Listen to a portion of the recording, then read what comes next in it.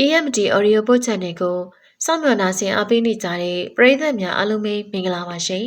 ။ဒီနေ့မှာကျမတို့ရဲ့ channel လေးကနေတင်ဆက်ပေးသွားမှာကတော့စာရေးဆရာကြီးညီပူလေးရေးသားထားတဲ့မြည်သက်ကြီးဆိုတဲ့ဇာတ်လမ်းလေးရဲ့ဇာတ်သိမ်းပိုင်းကိုတင်ဆက်ပေးသွားမှာပဲဖြစ်ပါတယ်ရှင်။လိုင်စင်ခက်မှာကျွန်တော်တို့အထက်မြန်မာပြည်မော်တော်ယာဉ်တမဝယ်မှာတင်းနေနဲ့မော်တော်ကားတရားတွေလိုင်စင်ရခဲ့ဘူးလေ။နာမည်ကျော်ဒန်လော့မျိုးစားနဲ့ချက်ကိုစလိုဘတ်နိုင်ငံတင်သွင်းတဲ့ fit မျိုးစားတရားတွေပါ fit ကတိတ်ပြီးတော့နာမည်မရှိဘူးပုံမှန်လင်းလင်းပြောရရင်တော့လိုင်စင်ချပေးတာတမဝါရမနေနဲ့ချပေးတာပြင်မဲ့အကျိုးပုံများတော့ကမကထဆောင်ရွက်ကြတဲ့ကျွန်တော်တို့တွေအတွက်အကျိုးပုံများခဲ့တာပါအသင်းနာမည်ကအထက်မြန်မာပြည်မော်တော်ယာဉ်တမဝါရမအသင်းဆိုတော့အထက်မြန်မာပြည်မှာရှိတဲ့မော်တော်ယာဉ်အသင်းတွေစီမှာအမစားတွေတောင်းခံရတယ်သူတို့ကမှတ်ပုံတင်ထားကြတာကို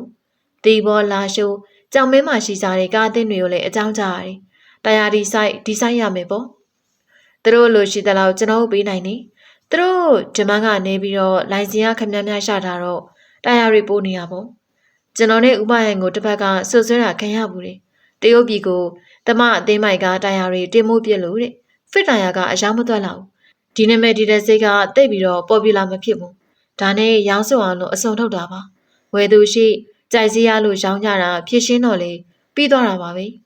စီဝါကုံသိန်းအဖွဲ့ဆိုတာတခင်ပန်းမြိုင်တို့ထူထောင်တဲ့အသင်းဝင်ကြီးတွေမှာအသင်းအဖွဲ့တည်တည်ရှိကြတာကို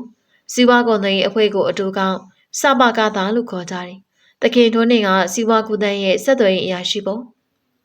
အဲ့ဒီတော့က Liberation Officer လို့ခေါ်တာ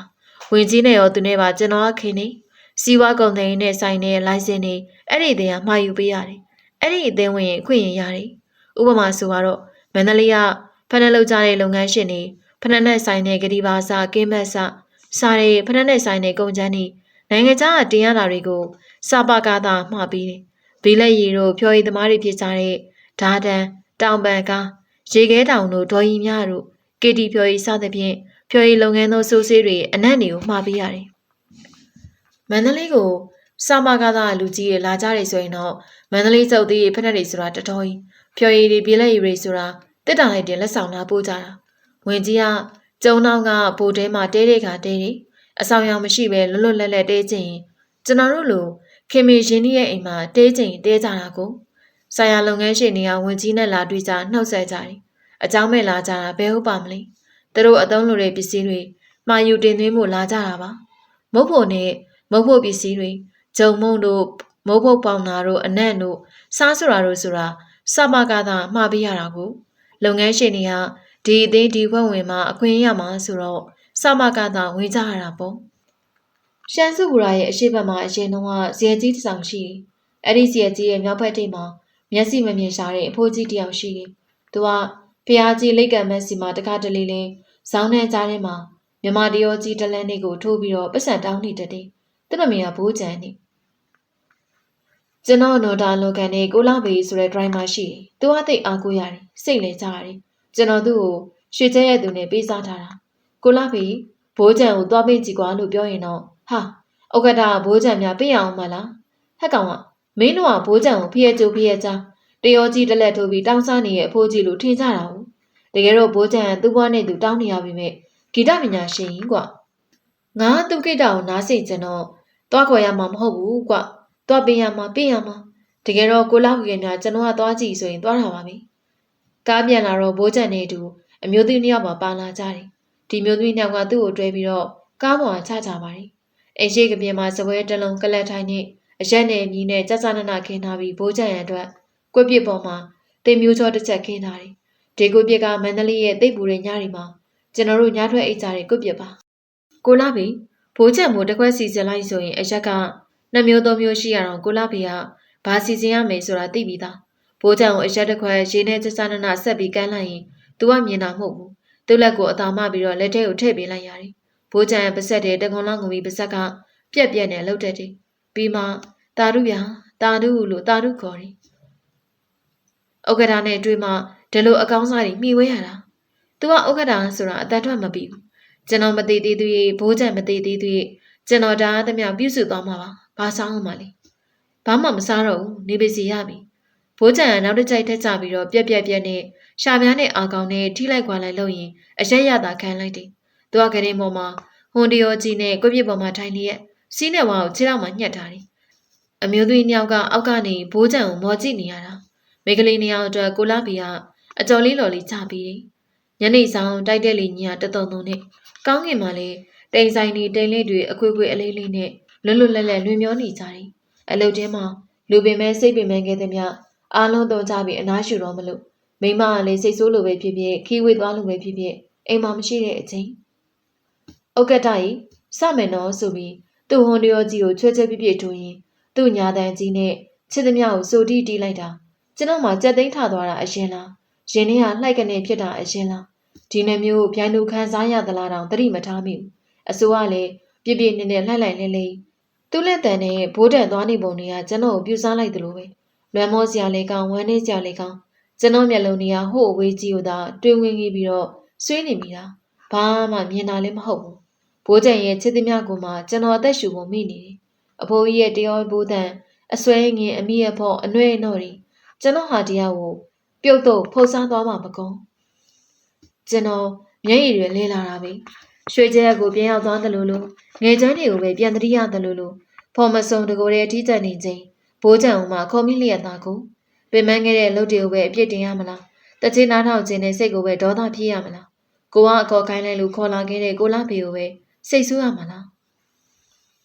ဘိုးကျန်ကိုပစိုးအင်းကြီးနဲ့ကြော့တယ်ငွေလဲ35ကျပ်ကုသိုလ်ပြုလိုက်တယ်လက်နှစ်ဖက်နဲ့ရိုးသေးသေးပေးလိုက်တာပါဘိုးကျန်ကအောက်ကဆွတ်ကျဲတို့ရှိန်ကြီးတို့ခံဝင်လာတာမဟုတ်ဘူးဖြင်းတိုက်ပုံနန်းညင်ကြီးကြီးဝစ်ပြီးတော့ရင်ဘက်ကဟောင်းလောင်းနဲ့သူတို့ဘွဲကိုကောင်းကောင်းဧည့်ဖယ်ပြီးကိုလာဖေကရှမ်းစုကူရာနာဇရက်တိုင်ရာရှားရက်ကိုပြန်ပို့တာကျွန်တော်မှရက်တွေလည်းမမူးတော့ဘူးဒါနဲ့အမှတ်မရှိဘူးတလားခွဲနှစ်လားလေးကိုလာဖေဘိုးကျန်ကိုသွားမေ့ကြည့်ကွာလုံးမိရောညနေဆိုရင်တခါတလေတော့ကြောက်သေးတန်းကအိတ်စိတ်စီယာမှာရမကမြုံတက်တယ်ညနေမှပြီးပြောရင်တော့အစိုးကြောကြီးဒေါ်မန္တလာမြင်းကကျေးစီလေးတလန်းနဲ့မြစ်တာတော့ရွတ်ဆိုလို့တခါတလေလေသူ့ရဲ့နာမည်ကျော်ရွှေဘူသူတချင်းဆိုလို့ဘိုးကျောင်းဆန်လန်းတဲ့ရှောင်းဆန်နဝါဝါနဲ့တရွေ့ချင်းတွေ့ရချင်းလာတတ်တယ်သူကမြမျက်စိနှကွင်းကအလင်းကောင်းကောင်းရရှာတာမဟုတ်ဘူးဒေါ်မန္တလာမြင်းမှာအိတ်စိတ်စီယာရှေ့ရောက်ရင်ကျွန်တော်အရက်တောက်နေရထပြီးအစိုးကြောကြီးကိုပတ်စံသွားလူတယ်ဂရီပါဖက်နဲ့ကျုပ်ဖက်နဲ့ပေါ်ချေစုံနဲ့ရက်ပြီးလက်နဲ့ဖက်နဲ့လူတာပါသူ့ကျေးစီတန်နဲ့ရုပ်ဘက်တီဆိုတန်ကကြိုပြီးတော့ကြားနေရတာကိုကျွန်တော်ကသာယူသေးလေးစားစိတ်နဲ့လှူနေတာသူကမြင်ချင်မှမြင်ပါပါအတော်ကြီးမမြင်ချင်လဲကိစ္စမရှိဘူးကျွန်တော်ယင်နေရစေတနာတရားကအဓိကမဟုတ်လား30-15လူပဲများတော့ဒေါ်မန္တလာမြင့်ကမှတ်မိနေတယ်အိတ်စိတ်စီကစာဝဲရုံရှိရရင်တော့ဒီအတင်းကထွက်ထွက်လူတွေဆိုတာတော့သူမှတ်မိတယ်အိတ်စိတ်စီကမှဘလောက်တောက်လို့ဘလို့ခင်းတယ်လဲဆိုရင်ကျွန်တော်တောက်နေရရေချိန်ကိုင်းလို့ပလင်းထဲမှာလက်ကျန်များနေရင်အဲ့ဒီပလင်းကိုကိုဟန်ကြီးကိုအပ်ပစ်ခဲ့တာနောက်နေ့ညနေမှလာတော့တယ်ဆိုင်ရလေကျွန်တော်တို့လိုဖောက်တဲ့ကောင်းတွေကိုမဟုတ်တာမလုပ်ဘူးဒီပြင်ကျွန်တော်လိုပလင်းရထားတဲ့ဒီပြင်လူတွေရှိချင်ရှိမှာပေါ့တခါမှပလင်းချင်းမားတယ်လို့မကြုံဘူးခုနကဒေါ်မန္တလာမြင့်ကိုလူဖို့အနှုတ်30-15ချက်20လဲကိုယ့်စီမှာလွယ်မရှိရင်ကောင်းသားယူပြီးတော့လှူလိုက်တာကျွန်တော်လည်းဘလို့လုပ်ပြီးညနေတိုင်းတော့ SSC မှာကြီးတောက်ပြက်လိမ့်ပါလိအစည်းအဝေးရှိရင်ရှိမယ်ရန်ကုန်စိတ်ညစ်စင်းရမယ်အဖော်ပေါင်းနဲ့ထုံးလာဟိုတယ်အေဗာရက်စ်ဘက်ကတဆိုင်ဆိုင်မှာတောက်ရင်တောက်ဖြစ်လိမ့်မယ်အဲလိုညနေကျတော့အစိုးကြောကြီးခင်ဗျာကျွန်တော်ထွက်လာနိုးနဲ့လာလူနိုးနဲ့ကျေးစီတန်လေးတနောင်နောင်ပေးလို့ဆိုင်ဝါမှာစောင့်နေတက်ရှာတယ်တဲ့ထွက်သွားတော့လေခါတိုင်းထက်ဖြင်းချင်းနဲ့ခြေလန်းနေနဲ့ရွေးတယ်ဆွေအောင်လေးတဲ့အဖော်ရီကပြောကြတော့ကျွန်တော်မှစိတ်ထိခိုက်လဲရတာနောက်တော့လမ်းမှာတွေ့ရင်ကားရက်ပြီးတော့လှူတာပဲနဘေးမှာဝင်ကြီးအတွင်းဝင်ဘလောက်ကြီးတဲ့ပုံကိုပါပါစေကျွန်တော်ကားပေါ်ဆေးပြီးတော့လှူတယ်သူ့ရဲ့အသက်အရွယ်နဲ့သူ့ရဲ့အမှုပညာကိုလေးစားတန်ဖိုးထားတာပါကျွန်တော်ကမော်တော်ကားဝါသနာပါတယ်မန္တလေး CKK ကဆက်လက်ကြံကားတွေရောင်းနေတော့မိတ်တီလာလို့အဝေးကိုသွားရှာနေကြမလို့တော့29လမ်းမန္တလေးဟိုတယ်ရဲ့နောက်က CKK ဝင်းထဲမှာနေဆက်လက်ကြံကားတွေကိုရောင်းနေတာအဲ့ဒီအထဲနေသွားရွေးအောင်ပဲမိတ်တီလာအာချမ်းစင် Brothers နေဂျီကားဝယ်ဘူးတလို့ CKK ဝင်းထဲကလည်းဂျီကားဝယ်ဘူးလေနောက်တော့အာဇာနီလန် KV စတိုးပိုင်ပန်ချာပီတွေကလည်းသူတို့နောက်ခွင်းဝင်းထဲမှာဒလုတ်ကားတွေကိုရောင်းကြသေးတယ်ကျွန်တော်ကကားကိုတန်တန်လေးစီးကျင်တာဒီတော့ကားကိုတပြီးစီးတာပေါ့ကားပေါ်တက်ပြီးမောင်းတော့မယ်ဆိုရင်ကိုပနက်မှာကတ်နေတဲ့ဖုံကိုအပြင်းမှာဂီယိုတစ်ဆိုင်ခါပြီးမှကားပေါ်တက်တာ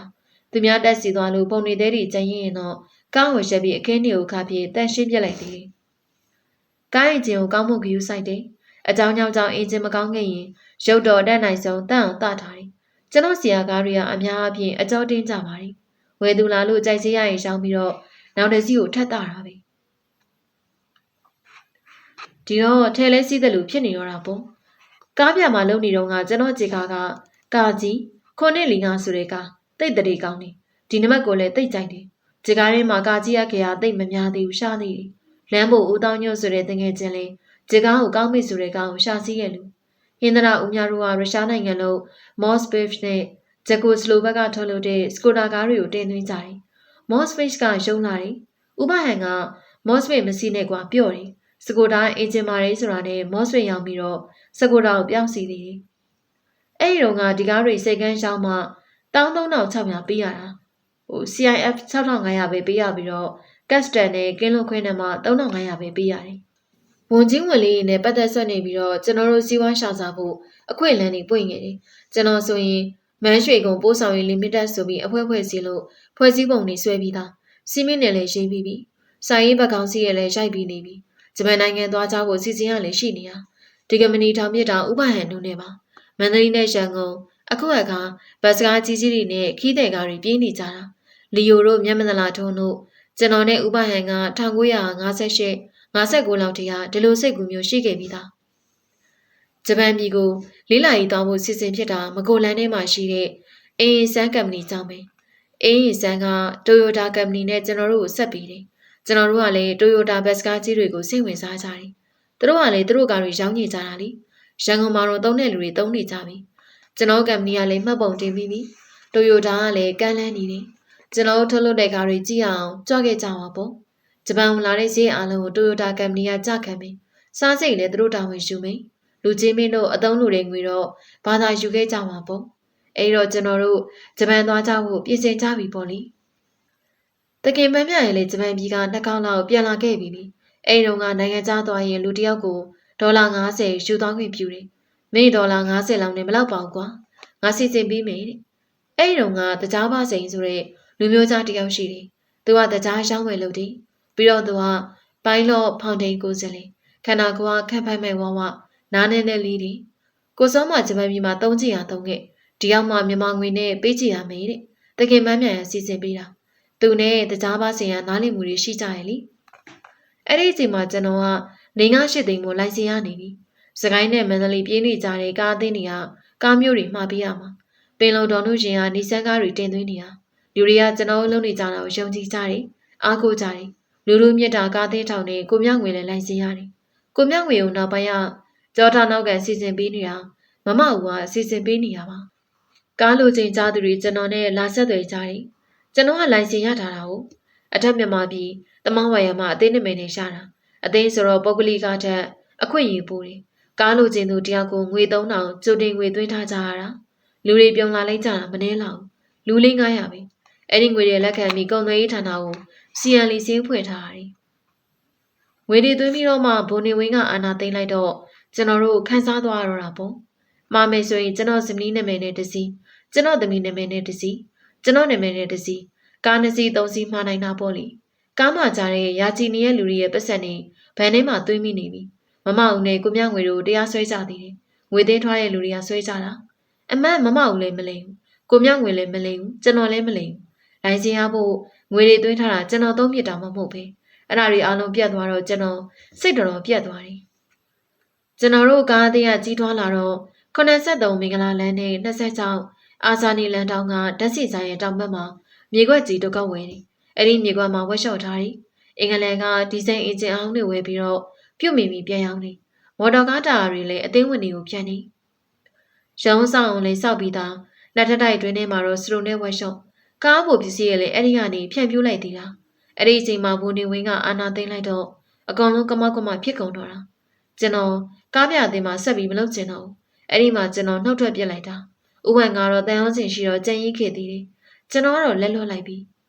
ငွေ3000စီပေးထားကြတဲ့သူတွေကိုထိုက်တဲ့လို့ပြန်ရောရတယ်ရင်းနှီးရဲ့တင်းဝင်တွေကိုတော့သုံးဖို့တပုံလောက်ရောတယ်စိတ်နဲ့လူတွေကိုတော့အပြစ်ရောတယ်အဲ့ဒါတွေကိုရောရတဲ့တန်ကကျွန်တော်ဘဝကိုဖြူကားပြားကကျသွားတာပါတခါတော့ကျွန်တော်ကိုဖန်လက်ကောက်လိုက်စင်ချပြီးတယ်ကျွန်တော်ကလက်တုံသွားတာပေါ့ဟာဖန်လက်ကောက်တွေဘာလို့ဖို့လဲဒါတွေဘယ်သွားရှောင်းလို့ဘသူကဝယ်မှလဲ တခင်ထုံးနေရစီစဉ်ပေးတာဆက်သွယ်ရရှိလို့ခေါ်မလားပြည်သူဆက်ဆံရရှိခေါ်ရမလားပဲဟဲ့မင်းနားမလဲပါဘူးအသာနေပါငါဘာသာလုပ်ပါမယ်မင်းနမနေကြရဲ့လိုင်စင်မြင်မဲ့ငါလုပ်ပေးပါမယ်တဲ့ဖန်လက်ကောက်တွေတကယ်ကိုသွင်းချလာတယ်လိုင်စင်1000မိုးရှာရင်မြန်မာငွေ3သိန်းမိုးစင်းလုပ်ပြီးတော့ကလားကလှုပ်ရှားလိုက်တာမြန်မာပြည်တွေကငွေကိုအပြင်းမဲ့ထုတ်တာလေဟွန်တီလောက်တာကျွန်တော်ကဘာမှသိနာလေတာမဟုတ်ဘူးကလားကုန်တွေနဲ့ရရှိလူကြီးတွေနဲ့အချိတ်အဆက်လှုပ်ထားကြတာဒီဘန်လက်ကောက်တွေကိုပေါက်စည်းနဲ့ရောင်းရင်ရောင်းမရောင်းလဲပင်လေတဲ့သွားလို့ပြလဲရှုံးစရာမရှိဘူးဝင်ကြီးချုပ်ဦးနုနဲ့တရုတ်ပြည်ခင်းစင်တွေကိုလိုက်သွားရဘူးလေဒီခင်းစင်မှာဘုံရိပ်တာတွေကိုလည်းလေ့လာကြရတယ်ကျွန်တော်တို့ကမန္တလေးချမ်းမြသာစီလေးစိတ်ကနေစောင့်ပြီးတော့နေရင်စီးကြရတာကျွန်တော်နဲ့ကိုကျော်ညွန့်2ယောက်ကိုကျော်ညွန့်ဆိုတာဘာသာလာစာအတွင်းမှုလောက်သွားတယ်လူပြီးတော့မြူနီစီပယ်ဥက္ကဋ္ဌလို့မြို့တော်ဝန်ဖြစ်သွားတဲ့ကိုကျော်ညွန့်လည်းပါတယ်တရုတ်ပြည်မှာတော်တော်အေးတဲ့ရှာတီကြီးမှာသွားကြရတာဧည့်သည်တွေပေါ်မှာအရှင်တွေကအဲဝတ်အလွန်ကိုကြည်ကြတယ်စောက်ဖွဲလောက်ကိုအဲဝတ်ကြီးနွေးထိကြတယ်ဝမ်ဘလီဝဲကန်ပေါ့ကျွန်တော်စီရတဲ့ဘတ်စကားတွေရောတဲခိုကြရတဲ့ဟိုတယ်တွေပါအနှွေးတက်လှုပ်ပေးကြတယ်ဒါကြောင့်မို့နေနိုင်တာအေးတန်ကားွယ်ဖို့ဂွန်ကတ်အနှွေးတွေထုတ်ပေးတယ်လူစီအောင်ပေးတယ်ဒါလောက်အိန္ဒိယကိုပဲခန်းသားကိုဝင်ကြီးစုပ်ဦးတို့ကတိုက်ပုံအင်ကြီးနဲ့ပစိုးနဲ့ခေါင်းမောင်းနဲ့တက်တယ်ကျွန်တော်တို့ပြင်အေးလုံးချမ်းလုံးတို့အတွင်းပစ္စည်းကိုမရှိတော့ဘူးလူပြည့်ရှုံးပြီလို့ထင်တာကူမင်းဟန်ချောင်းရှန်ဟဲပီကင်းတို့ကိုရောက်ခဲ့တယ်ရှန်ဟဲကစက်မှုမျိုးဆိုတော့ရှန်ဟဲမှာတူးလိလာကြတယ်ဝင်ကြီးချုပ်ဦးတို့တခင်ပန်းနိုင်နဲ့အတင်းဝန်ကုန်းပြီးကိုဖေတင်ကိုကျော်ညွန့်တေးစီသူဦးသန်းစိန်ကိုကျော်ညွန့်စားတဲ့အဖွဲ့ဝင်တော်တော်များများပါတယ်တရုတ်ကောင်းဆောင်မော်စီတုံးကိုကျွန်တော်မတွေ့ကြရအောင်လူကြီးချင်းပဲတွေ့ကြတာလीကျွန်တော်တို့ကဘုံရိပ်သာတွေကိုသွားလေ့လာကြရတယ်တရုတ်ပြည်မှာဘုံရိပ်သာတွေအများကြီးမြန်မာပြည်မှာလည်းဘုံရိပ်သာဆန်းလုပ်ကြည့်ကျင်ကြတယ်ဖြစ်နိုင်မလားဆိုပြီးစူးစမ်းလေ့လာကြတာလာမီးကြတာလीတရုတ်လူတွေကသိစင်ရေးကြားရှာတာကိုအလုသမားရောချမ်းသာသူရောပညာတတ်သူရောဝေးကြတာတစ်မျိုးတည်းတယောက်နေဝိဆောင်ကအပြားကြီးကြီးပဲဘုံရိပ်သာမှာချက်တဲ့ပြုတ်တဲ့လူတွေကစုပေါင်းပြီးတော့ချက်နေကြတယ်တက်ကြီးရွယ်အိုတွေကြီးတက်ကြီးရွယ်အိုစကန်မှာတပိုင်းတနိုင်တကုတ်ကုတ်နဲ့လုံနေကြတယ်အနည်းဆုံးသူတို့စကန်မှာတရက်ကြီးတွေကောက်သူကောက်မျက်နှာသူနှုံလုံနေကြတာကလေးတွေကဘုံရိပ်သာထူထောင်ထားကြတဲ့ကျောင်းတွေကိုသွားကြရတယ်လင်းနဲ့မယားတပတ်နဲ့ချိန်တွေ့ကြရတယ်လူတွေအားလုံးအားမနေကြဘူးလုပ်ငန်းခွင်မှာကြီးပဲသူတို့ကြည့်ရတာရွှေရလန်းလန်းလည်းမရှိတော့ဘူးပျော်ဖို့မရဘူးဒါရီမြင်ခဲ့လေးလာခဲ့ရပြီးဒါမျိုးငါတို့စီမှာလုပ်ရင်တော့ဒုက္ခပဲလို့တွေးမိတယ်ကျွန်တော်စိတ်နဲ့မကိုက်ဘူးကျွန်တော်တို့ဘုံရိပ်သာသူတို့စားကြမယ်အစားအစာဟင်းလျာတွေအဲ့ခံကျွေးမွေးလိုက်သေးတယ်အဲ့ဒီမှာတစ်ချက်ထက်တုံသွားတယ်ရိတ်တာကဝမ်ဘလီဝဲကန်လောက်တာမျိုးကြတော့ကျွန်တော်တွန့်မိတယ်နိုင်ငံခြားရေးဝန်ကြီးဌာနတို့ဒေသန္တရအုပ်ချုပ်ရေးအဖွဲ့တို့ကတဲကင်းကြတဲ့ထမင်းဆောင်ပွဲကြတော့လေစားလို့ကောင်းမြန်ရောအဲ့ဒီဝမ်ဘလီဝဲကန်တွေကြတော့ကျွန်တော်ရှာတွေကတင်းတွေအဆိုင်တွေကအကတ်တွေလိုက်ကြပြန်ရောမော်တိုင်းဆိုတဲ့ရက်နဲ့ဧကန်တာကိုကျွေကရအဖြူလေးကရနှုတ်သီးနဲ့လက်ကင်လေးကိုရွှေရောင်ကွက်ထားတာခွက်ကရင်လေးတောက်ကြတဲ့ခွက်သေးသေးလေးပါမော်တိုင်းချက်ကိုခွက်ထဲမှာပြည့်ထည့်ထားတယ်ကျွန်တော်ကရက်ကြိုက်တဲ့သူပဲနာမည်ကျော်မော်တိုင်းနဲ့ရွှေကျဲရက်ကတကြီးမြေတကြီးသားတကြီးကနာလုပ်ဖို့သူအောင်တပီရက်ကုမ္ပဏီပိုင်ရှင်ရဲ့သားနဲ့တွေ့ကြပြီပေါ့ဟင်းနေရတော့တစ်မျိုးပြီးတစ်မျိုးသူ့အစီအစဉ်နဲ့သူချပေးနေတယ်ဟင်းရရတာဘလို့နေမယ်မသိဘူး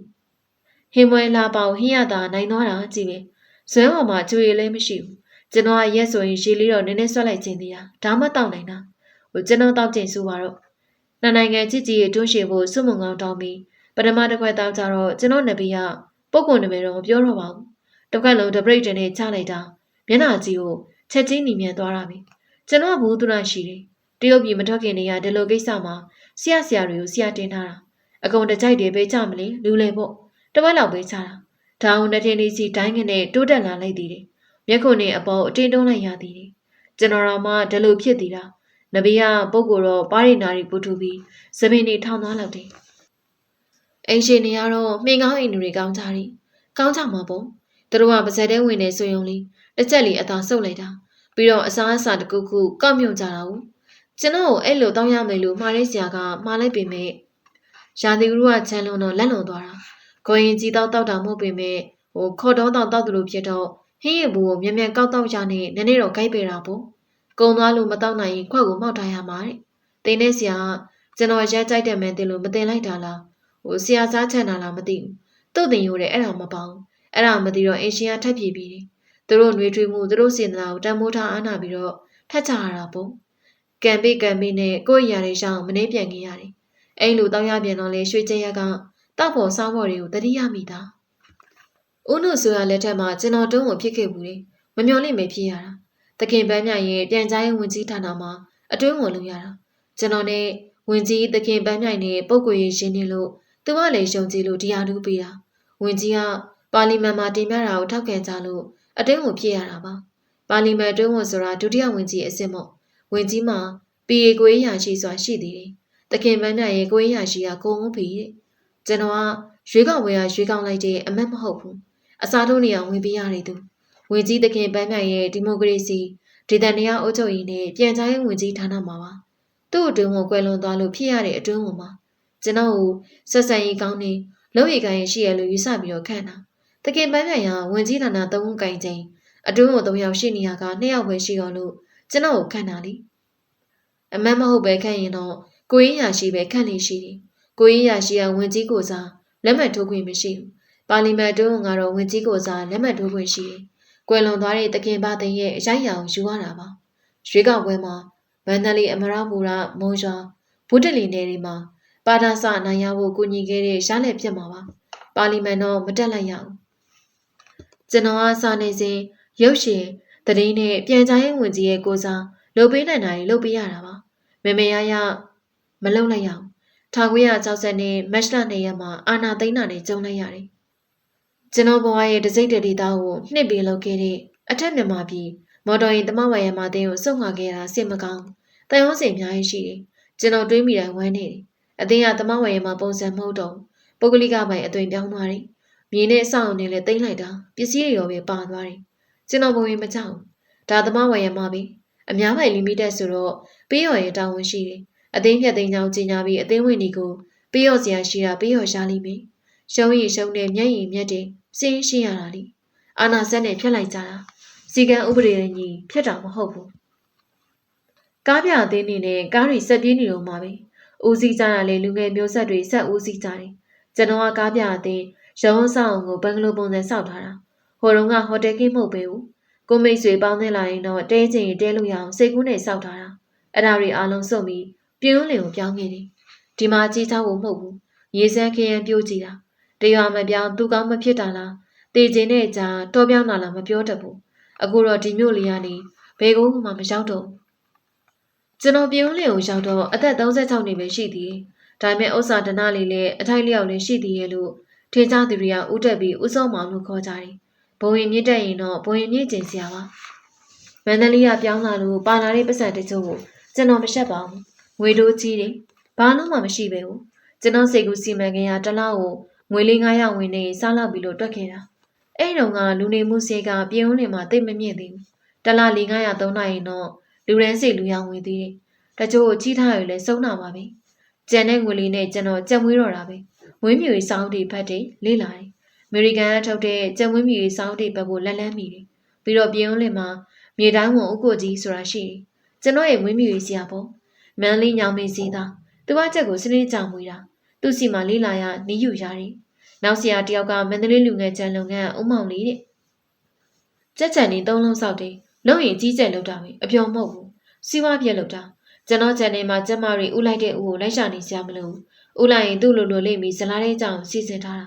စောင့်မွေတော့ကကြက်ပေါက်1000ကိုမိပေးတာ900လောက်တင်နေအတီးမှခွဲချိန်ကြာတက်တက်ခွဲပြက်လိုက်တယ်အစာဆက်တာလည်းဖော်မြူလာတိုင်းဆက်တယ်ပြောင်းပဲလောက်9ပဲလောက်ရောက်သွားပဲ၍ပြီးတော့ဗီတာမင်အင်အားပေးစူးစမ်းတဲ့မှာရောဆက်ရမယ့်အစာတွေအမုတ်နေဆေးတွေအားလုံးစနစ်တကျဆက်တယ်ရန်ကုန် Ideal Nursing Home ဆိုတာရှိတယ်ရန်ကုန်အထိကိုပဲလှမ်းမာတာငါးကြီးစီအားစားသူတို့ကပို့ပြီးတယ်အဲ့လိုစနစ်စီအားနဲ့ငွေတော့ကြက်ဥတွေအများကြီးကြတယ်အများကြီးရလာတော့လောဘတွေတက်လာရောကြက်ကောင်600မှာတနေ့ကြက်ဥကို350 400ရတယ်ကြက်ကောင်1200ဆိုရင်ကြက်ဥအလုံး900 800ကြက်1800ဆိုရင်ကြက်ဥကဘလောက်နဲ့တွက်ကြည့်တော့ရမယ့်ငွေနဲ့အစာကိုးနဲ့ပြောစရာကြီးစာရီဖက်ကြည့်တော့အမေရိကန်သမ္မတအိုက်စင်ဟောင်ဝါလေးကြက်မွေတဲ့သူ့ကြံဘလို့အောင်မြင်နေဆိုတာမျိုးတွေပါတာဟုတ်ပေါ်လက်တီဝေါဆောင်ထဲမှာတခဏနာရေးထားပါရောလားကြက်ကလေးပြုစုနေရပါတယ်လို့လိုအပ်တဲ့စီဝါတွေအကြောင်းနဲ့ပါတယ်ကြက်ချန်ဆောင်နေလဲညုံနဲ့သူတို့စီမှာနီးမြညာတိုးတက်ထွန်းကတော့တယ်လီဖုန်းကောက်လက်လိုက်ရုံနဲ့အစင်းသိမ်းလုပ်ပြီးသားကြက်ချန်ရောက်လာရောကောက်ပြီးတက်လိုက်ဆင်လိုက်ကြက်ချန်ဖြစ်သွားပြီ တိတ်အားကြတာပေါ့ကြက်တွေကိုနေရာကျင်းပေးကြံလို့တော့မတရဲ့အစာစားဥမှုဖို့အဓိကအထက်လိုက်စစ်ပြီးအပေါ်မြင့်တက်သွားတာအာဟာရပြည့်မီအောင်ကျွေးရုံပဲဝက်တွေလည်းမွေးဘူးတယ်မုံရွာကနေကားစင်းလုံးတည်ပြီးမွေးခဲ့တာအကောင်30မွေးတာငွေရင်းများရင်အမျက်များရမယ်ဆိုတဲ့လောဘစိတ်နဲ့မွေးခဲ့တာဝက်တွေကကြက်တွေထက်တော့ဒူပင်နာပြီးခံကြတယ်တေးတာမရှိဘူးတော့မဟုတ်ဘူးတေးတာလေးကြုံဘူးတယ်ဝက်နေမကောင်းရင်အသားပေါ်မဲ့သူကိုခေါ်ရောက်လိုက်ရင်ငွေလေးပြန်မော်သေးတာပြုံးနေတာစစ်တက်မျိုးလေးတက်တရားစပိုးဆောင်နေနဲ့ဝက်စာအတွက်ဆက်ထားရတယ်သူတို့ရဲ့စားချင်းစားညံလာပို့ကြတာကိုကိုကစီးပြီးတော့ပတ်စံပေးလိုက်ရုံပဲငွေရင်းများရင်အမျက်များမယ်အပြစ်ကိုပဲစဉ်းစားတာအပြက်ကိုမစဉ်းစားမိဘူးငွေရင်းများမိမယ်ရှုံးစရာရှိရင်အများကြီးရှုံးတော့ကြက်ကောင်မောင်2000လုံးမိပေးထားတာမိုးထားတဲ့ခေါင်ကပြန့်ဆိုတော့မိုးရီယူပြီးသေးလိုက်ကြတာဘာပြောကောင်းပါလဲခေါ်ပြားနဲ့ကိုကျုံးပြရတာကြက်ကချီးပြူယောဂရှိတယ်နှာစေးတယ်ချောင်းဆိုးတယ်အကောင်နေကြတယ်ယောဂသိမ့်များတာအကူးဆန်လည်းသိမ့်မြန်တယ်ဆေးကိုကိုယ်တိုင်ထိုးတာပဲပျက်စီးကျင်တော့လေအရင်များအရှုံးများလို့မွေးမြူရေးကိုစိတ်ကုန်သွားလောက်အောင်စိတ်ပြတ်သွားတာကျွန်တော်စီပွားရေးရင်းရိုင်လာတော့ခြံထဲမှာရှိတဲ့အိမ်တွေငှားစားတယ်အိမ်ကားနေရဲ့ထဲမှာတယောက်ပါလာတယ်အဲ့ဒီကတရုတ်ပြိုလက်ကျန်နေရှိသေးတယ်သူတို့ကမှအိမ်ကားကကောင်းကောင်းပေးနိုင်တာအိမ်ကောင်းတိုက်ကောင်းတွေကိုသူတို့ငှားပြီးတော့ကိုယ်တိုင်ကြတော့မာလီနီရဲ့တဲမှာဖြစ်လို့နေတာအိမ်ကားက6ဦး9ဦးရှိတယ်အဲ့ဒီထဲမှာအရက်ချက်တဲ့တရုတ်တယောက်ပါတယ်တာမာလို့ခေါ်တယ်သူကအိမ်သေးသေးလေးငှားနေတာအရင်ကအရက်ချက်တဲ့လူသူစီဝါကြီးကဒီလုံးနဲ့ရက်တည်နေတဲ့သူဝက်မွေးတယ်သူမွေးထားတဲ့ဝက်ကိုနှစ်သိမ့်မကူးခင်လေးမှာပေါ်ပြီးအကြိုင်းစားနေတာဟင်းမျိုးချက်ပြီးစားနေတာမြေကွက်လက်ရှိရင်မုံကြီးမုံလာစိုက်တော်တာပဲပြီးရင်စွန်တန်လုပ်တယ်မုံကြီးကျင်လုပ်တယ်အိမ်ကားတွေကကျွန်တော်စီကငှားနေရတာတိတ်တော်ကြကြတယ်မြေရလေစိုက်စရာရှိရေရလေပေါ်တာ哦အဲ့ဒီတော့နေကတရုတ်ချက်တဲ့အရက်ကိုစတော့တာတပလင်းကို6ချက်ပေးရတယ်အခုတပလင်း4ရတယ်သူကတည့်ရလူကိုပဲကြိတ်ချောင်းနေတာမန္တလေးကနာမည်ကြီးဝက်ဦးချောင်းတွေကသူ့အရက်ကိုတုံးကြတယ်ဝက်ဦးချောင်းဝက်ပေါင်ချောင်းလို့သူတွေကတာမိုင်းရဲ့မိတောင်ရက်ကိုတိတ်သဘောကြကြတာ1965ခုလောက်တော့ပြည်ဦးလင်စစ်ကွေးလေးကျင်တက်ဆိုတာရှိတယ်အဲ့ဒီတိုင်ယူမှုနဲ့ကျွန်တော်နဲ့ရင်းနှီးတယ်ဘုံမှုအိပ်ဖီတဲ့လူကပြပြချောချောမော်လမြိုင်ကဘုံမှုကတော့မူတုံသူရုပ်ရှင်မင်းသမီးတင်းနေမှုလို့ချောတယ်ခင်မင်းကြတော့အတူမင်းထွက်သွားလာစားတော့နေကြတာပေါ့ကျွန်တော်ဇနီးကလည်းခွေးမေးတာဝါသနာပါတယ်သူကခွေးမွေးစုပ်ပွားလေးတွေမွေးဘူးတယ်ကျွန်တော်ကသူမွေးတဲ့ခွေးတွေမချစ်ဘူးအိမ်ထဲမှာဒီလိုပဲတွေ့နေတာပေါ်သက်ချောင်းမျိုးချင်းလဲကျွန်တော်မလုပ်ဘူးကျွန်တော်ဇနီးကတော့ခွေးနဲ့အတူဝေမျှစားတယ်အဲ့ရပေါ်လဲခွေးတင်တယ်ကျွန်တော်အဲ့ဒါမျိုးလုပ်တာမကြိုက်ဘူးကြာတော့ပြောမိတယ်မင်းခွေးတွေကလူစိမ့်လာရင်လည်းဟောင်းမော်တော်မရောက်တကိုးလာရင်လည်းကြိုက်ဖို့မရဘူးအကောင်းညွန့်လည်းကြွေးရသေးတယ်အိတ်တော့ခေါင်းမော်တက်အိတ်ချင်းအိတ်တာနောက်တော့လင်မယားနှစ်ယောက်ကြာဥပဒေထုတ်တယ်အဲ့ရပေါ်ခွေးမတရအိတ်ကန်းကလန်တိုင်းမှာခွေးမတရခွေးတွေကလည်းတိတ်ကင်းပါတာစပင်နီယာတွေဂျပန်နစ်တဲရီယာလေးတွေပေါ့ကျွန်တော်မှအိမ်မှာမရှိဘူးဆိုရင်ဒီကောင်တွေဥပဒေချိုးဖောက်ကြပြီကျွန်တော်အမြင်စင်းပြေကြတယ်ကျွန်တော်ခြေတန်းကျွန်တော်ချောင်းဝဲတန်းကြားရင်တော့ဒီကောင်တွေကျမ်းမော်ပြောင်းနေကြပြီခွေးမွေးသူတွေရဲ့လက်ဆွဲကျန်းစာအုပ်တို့ကျွန်တော်ရဘူးလေခွေးသမိုင်းခွေးမျိုးဆက်အကြောင်းတွေပေါ့ဘယ်ခွေးမျိုးကဘယ်မျိုးနဲ့ဆင်းသက်လာတယ်ခန္ဓာကိုယ်ဖယ်စည်းပုံကဘလို့နွေရက်နေတာအမီးနေတာအချင်းစိုက်တွေပါပါတယ်ဟိုခွေးကြီးကြီးကနေပေါ့ကက်ဘူးဆိုတဲ့ကြက်လောက်ရှိတဲ့ဘူမတွေလက်ကင်တွေထည့်လို့ရတဲ့အဆွဲရှိတဲ့ခွေးမျိုးတွေကြောင့်ပါတယ်ပုံနေနဲ့ကြာနာပုံနှိပ်ထားတာအင်္ဂလန်ကထုတ်တဲ့ဆောက်ဘုံမွေးပင်နဲ့မိတ်ဆွေမဖြစ်သေးခင်တော့ရန်ကုန်အပြန်ပဲခူးဘက်မှာအင်းခွေးလိုက်ရှာတာပဲရန်ကုန်ကိုကနဲ့ကိုစင်းနဲ့အခောက်တွေရှိတာကိုခရမ်းထဲမှာခွေးကောင်းရှားနိုင်နေကြရင်တော့ဒုက္ခခံပြီးရအောင်ယူလာခဲ့တာတခါတော့ဂျစ်စတေရှင်ဝဲကွန်တော်တော်တန်နေအဲ့ဒီကောင်းဝေပြီးပြန်လာကြတာအမျိုးသမီးကလည်းခိုးရပြီးလိုက်လာတယ်သူကကျွန်တော်ကားမောင်းတဲ့နေပြီးမှခွေးကိုပွေပြီးထိုင်းလာတယ်ခွေးတော်သားကားစီးမှုတာမဟုတ်ဘူးကားမရင်းကိုကောင်းထွက်ပြီးကြည့်ရင်လိုက်လာတာကားမရင်းကိုကုံရင်းကြည့်ရင်လည်းကားမရင်းမှာဒီကောင်းလက်သေးကအစင်းစစ်တွေထင်ကုန်ပါလျောမန္တလေးရောက်တော့လင်းမရစကားများကြရအောင်အင်းခွေးကအကောင်ထွားတယ်နေရွက်ကုတ်ရတယ်22လက်မကျော်အကောင်တကောင်ရဘူးတယ်ရှင်းလက်တံကိုတိုင်းတာကျွန်တော်မွေးဘူးတဲ့အချိန်မှာ28လက်မရှိတဲ့အဲဇေးရှင်းတကောင်ပါဘူးတယ်ဒါကထွားတယ်ဆိုတဲ့အစ်စ်ပဲစံချိန်မီမှုတ်သေးဘူးအင်းခွေးကနဲ့ရောင်ပြောင်းနေပြီးတော့စီလိမ့်ထားသလိုရွှဲပြောင်နေရဲ့အမျိုးထိတ်မှကြပါမယ်အဖြူပါမယ်နေရွက်အောက်ကအဖြူပိုင်းလှတာပေါ့သူကတကယ်ချမ်းလုံးနေကြိုက်ဆန်ရှိမလှုပ်တော့အင်းခွေးကအနဲ့ရောင်ပြောင်းနေပြီးတော့စီလိမ့်ထားသလိုရွှဲပြောင်နေရဲ့အမျိုးထိတ်မှကြပါမယ်အဖြူပါမယ်နေရွက်အောက်ကအဖြူပိုင်းလှတာပေါ့သူကတကယ်ချမ်းလုံးနေကြိုက်ဆန်ရှိမလှုပ်တော့အဲဇေးရှင်းကတိညာရှိတယ်ကြိုက်ခဲတယ်အဲဇေးရှင်းမွေးဖို့စိတ်ပါသွားတာသမဒမန်ဝင်းမောင်လက်ထက်နိုင်ငံတော်ရဲတပ်ဖွဲ့အတွက်အော်စတြေးလျကခွေတွေရောက်လာကြတယ် ကြက်ကဆန်ခွေမှာစွန့်ရည်ပြတော့တမဒမန်ဝင်းမောင်ကိုယ်တိုင်လာကြည့်တာပဲအဲ့ဒီခွေတွေရောက်မဲ့ကြတော့လေရင်ခွေးမတွေကတွားကြည့်ခဲ့တာတခင်ပန်းနိုင်ရဲ့တွင်းဝန်စီကဒေသရခဲ့တာဩစတြေးလျလေရင်ဆိုင်လာတော့ခွေးထိမဲ့ရဲချက်တွေကမြေပြင်မှာတန်းစီပြီးတော့ရက်နေကြတာလေရင်ဘောကတကောင်ချင်းလွှတ်လိုက်တာအကြက်ချက်ရောက်တန်းစီရက်နေတာသူလျှောက်နှမ်းပြီးသူ့ကိုကြည့်ချက်မဲ့ရဲချက်နေပြီးမှသူ့ဆရာလောင်သတိဆွဲတယ်လို့သတိလိုက်ဆွဲနေတ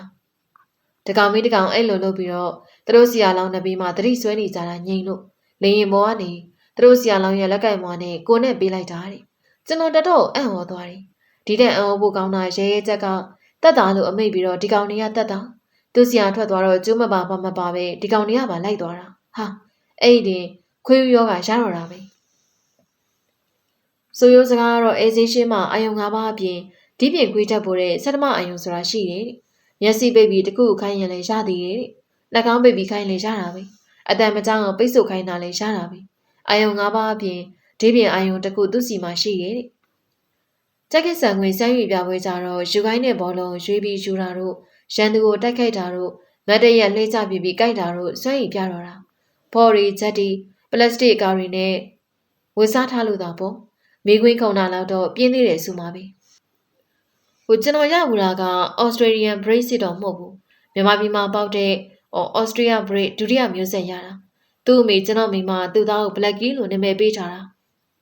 Black and Tan ပေါ့ Tan ဆိုတာကဘိုင်းနဲ့ခြေထောက်ကနေအောင်ကြောကုန်းကအနက်အမီးအမြဲတမ်းအောက်ကိုချထားတယ်မြန်မာခွေးတွေလိုအမီးကုန်းတာထောင်းတာမရှိအောင်ခြေထောက်လေးချောင်းစလုံးထောက်ရရင်ရှင်းတဲ့နောက်ကရေပြင်းကြီးမဖြစ်အောင်နောက်ကနေရှောလေးဖြစ်ရမယ်နေရက်တရားကြီးရမယ်ပြီးတော့နေရက်တရားအရက်ရှင်းနေတာလှည့်နိုင်ရမယ်ခွေးတိုင်းကဒီလိုမလှည့်နိုင်ဘူးသူက180ဒီဂရီနီးနီးလှည့်နိုင်တယ်ကျွန်တော် Blackie ကိုရောက်လာတော့45ရက်သားပဲရှိသေးတယ်သူ့ကိုအိမ်ထဲမှာကြကြနနထားတော့တာဘုံမိုးအေးပေစီကဝေယူတာတခင်အုံးပေလည်းဝေးတယ် Blackie ကတော့ကိုလိမ်ပါတယ်ကျွန်တော်တို့ကောင်းကောင်းတင်တတ်တာမဟုတ်ဘူးစစ်ခွေးလေးချင်းကတင်တန်းဆရာတွေအားတဲ့ခါခေါ်ပြီးရက်လေးပါလေးတိုက်ပြီးတော့တင်ခိုင်းလေးကျင်ခိုင်းရတာတရားကွင်းခုံတာတို့သူ့ကိုတင်ပြီးတယ်တခါတခါခုံတာတင်ပြီးနောက်ကျတော့အချက်ပေးလိုက်ရင်ခုံတော့တာပဲအင်ကိုဧည့်သည်လာတယ်ဧည့်သည်လာရင်မဟောင်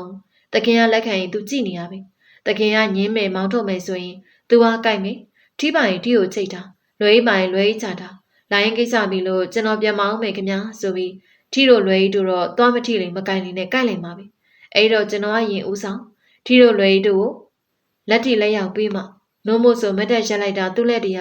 လူရှင်ုံကိုထောက်ပြီးသားကြောက်တတ်တဲ့သူနှလုံးတို့သွေးတို့ရှိရလူဆိုရင်ဒုက္ခဖြစ်သွားမှာမြေတိုင်းဝကြီးဥကိုကြီးကလည်းခွေးမွေတယ်ကျွန်တော်မွေးမြူရေးဆရာပေါ့အဲဇေးရှင်ကစီဝါကူတာဖို့ဂယူးဆိုင်ဖို့တိတ်လို့တာမိလိုက်စီချင်းရင်ခွေးမအောင်မြိုင်ထားစီတဲ့မိတ်တင်စပိန်နန်ကိုကြောမှတုတ်ပေးရတယ်ခွေးဘစ်ကိုခွေးပေါင်တာခွေးကောင်းရှုံရင်အကုန်ဝေးတာပ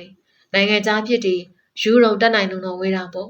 တန်ကျိုးနဲ့ခွေးချက်ဝတ်တစားတွေကစပယ်ရှယ်တွေစစ်ခွေးလေးချင်းရင်သုံးပစ္စည်းတွေဘရရတယ်လည်းမမေးပါနဲ့တော့ကားပါသေးကျိုးနဲ့တိုက်လာတာတစ်ချက်ဆွဲလိုက်ရင်မတ်တက်ရှက်တော့တာပဲညနေဆောင်လို့ဒီခွေးဆွဲပြီးလမ်းလျှောက်ရတာကစတိုင်တစ်ခုလေဘဝင်မြင့်နေတာမိုးရသည်မိုးရတာကိုပဲညနေရွာရမှမလားလို့မိုးကိုကျိန်ဆဲနေတာဘလက်ကီကလိမ်မာတဲ့အဟက်ကောင်းနေခွေးတဲ့လူချင်းဆောင်ကြတာခွေးတော့ကမှဒီကောင်နမေကျော်ရွှေရှင်မင်းသားတယောက်လိုနမေရတယ်တားဆက်ခြင်းတဲ့သူတွေကလာကြတယ်ကျွန်တော်ကိုသိမသိကြမရင်းနေကြတော့မြေတိုင်းဝန်ဥကိုကြီးကတဆင့်ခွေးမပိုင်ရှင်တွေခေါ်လာကြတယ်ခွေးမရှိကကျဲဥစင်လုံးယူလာမယ်နွားလို့ပေးရမယ်အမဲသားပေးရတယ်3ရက်ဒါမှမဟုတ်5ရက်ခွေးမကိုကျွန်တော်ရင်လာပို့ထားရတယ်ခွေးမရှိအောင်ဘလက်ကီကိုထေရိုးထုံးစံမရှိဘူးတကောင်မကသူတို့သားဆက်ကြောက်မှဆိုလို့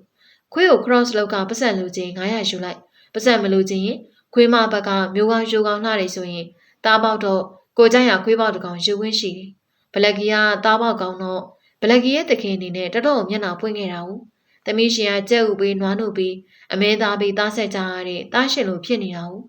တကယ်ချင်းတွေကပြောမနာဆိုမနာတွေကကျွန်တော်ကိုစကြတယ်ကျွန်တော်ကလည်းခက်ဝဝဘူးဘယ်နဲ့လဲစောမောင်ရဲ့ကျဲဥတွေနွားနို့တွေဘလက်ကီမှကျွေးရလားတဲ့ဘလက်ကီက3ရက်နဲ့တားအောင်တာများတယ်မအောင်မြင်တာလဲတစ်ခါလေကြုံရတတ်တယ်ဒုတိယအကြိမ်သားပြန်ဆက်ပေးရရင်တော့ကျွန်တော်တပြားမှမရှိဘူးမြစ်တာပြေဆောင်ရွက်ပေးရတယ်ဒါပေမဲ့ခွေးမရဲ့အဖေမေကတားအောင်ညီစောနဲ့ကျဲဥတွေနွားနို့တွေအမဲသားတွေယူလာကြသေးတာပဲသူတို့ပရိသေတွေဆောင်တာ59ရက်ဆောင်ကြတယ်ဘလက်ကီပြီးတော့ရော်ကီဆိုတဲ့ခွေးတံအောင်ရသေးတယ်ရော်ကီမာစီယာနူကိုသဘောကျပြီးတော့ဂွန်မြူမိတ်ခေါ်တာပါ ဒါပေမဲ့ရော်ကီကအကျိုးမပေးဘူးသူ့ရောင်ကရှင်းမွေးရောင်သားတင်လို့ပေါက်တဲ့တည်းကအကြိုက်ဆုံးအကျော်ဆုံးဆိုတဲ့အကောင်ကိုစိတ်ကြိုက်ရွေးခဲ့တာပါဒါပေမဲ့သူ့အမေရဲ့ဗီဇာတဲ့များတဲ့အထင်မှာခွေးရရုပ်ကခန့်ပြီးတော့စိတ်သက်ကခွေးပေါ်ကြီးအရန်မောင်ရောခါလျာရောသူ့ပေထက်တော့ကောင်းလိုက်သေးတယ်ဒါပေမဲ့အသိဉာဏ်ကြတော့သိမ့်မဆုံးရန်ကုန်စမ်းချောင်းစီစုံလန်းကဦးစိုးမြင့်ဆိုတဲ့ခွေးချမ်းကျေသူတူရှိတယ်ဂျာမနီပြည်ပေါဂျာမန်ခွေးစစ်တွေမွေးခဲ့သူသူကပြင်းဦးလင်ကိုကောင်းလာရရင်နဲ့ခွေးတဲ့လူချင်းဆောင်ပြီးကျွန်တော်စီကိုရောက်လာကြတယ်သူကရော်ကီကိုမြင်မြင်ချင်းသဘောကျသွားတယ်ဟန်မလုံနိုင်ရော်ကီကလည်းပြရုပ်လာအဟန့်ကောင်းတာကိုရော်ကီဖေကအော်စတြေးလျပရိပါဦးစိုးမြင့်လိုချင်တော့မစ်ဖြစ်ဆွေချင်းအောင်ကျင်ပါတယ်ဒါကကျွန်တော်သဘောပါဒါပေမဲ့သူ့အမေကျွန်တော်ဇနီးကသူ့သားလိုမွေးထားတာသူ့သဘောတူမှသူ့စဉ္ညာသာမှဖြစ်မှာပါတကယ်တော့ဒီခွေးဘောကြီးကိုရောင်းချင်နေတာနွားမိုးချန်ထုတ်ပေါ့ရော်ကီကစိုးမမစွန်းတာမျိုးဆက်လည်းမစွမ်းဘူးဘာဖြစ်မှန်းမသိဘူးဒါပေမဲ့အဖိုးတောင်ဟန်လုပ်ပြီးတော့ဂေါ်ရင်ကျင်မှုနေရတာနောက်တနေ့ကျတော့ဦးစိုးမြင့်လာပြန်ရောကဲဈေးပြောပြတဲ့ရော်ကီရဲ့ကောင်းကွက်အမိတ်နာခံတက်မှုပဲအမိတ်ကလည်းမြမဆဆနာခံတတ်တာမဟုတ်ဘူးတခုပဲဟဲ့အောင်ရော်ကီစစ်တောင်းဆိုရင်တခွန်းပဲရောင်းနေရနေရနေနောက်ကျတော့ပေါ်ထိုင်ချလိုက်တာကျွန်တော်လည်းဦးစိုးမြင့်တို့ဝင်တဲ့စကားပြောရင်းနဲ့ရော်ကီစစ်တောင်းလို့ခက်မှမှတခွန်းအမိတ်ပေးလိုက်တယ်ဒီကတော့ကျွန်တော်မတည့်ရတဲ့နေရာနာလာထိုင်နေဟိုစစ်တောင်းတော့စစ်တောင်းပဲနေရာနေထိုင်တာမဟုတ်ဘဲနဲ့ကျွန်တော်နာမှာလာထိုင်နေဒါမဲ့သူတက်တာ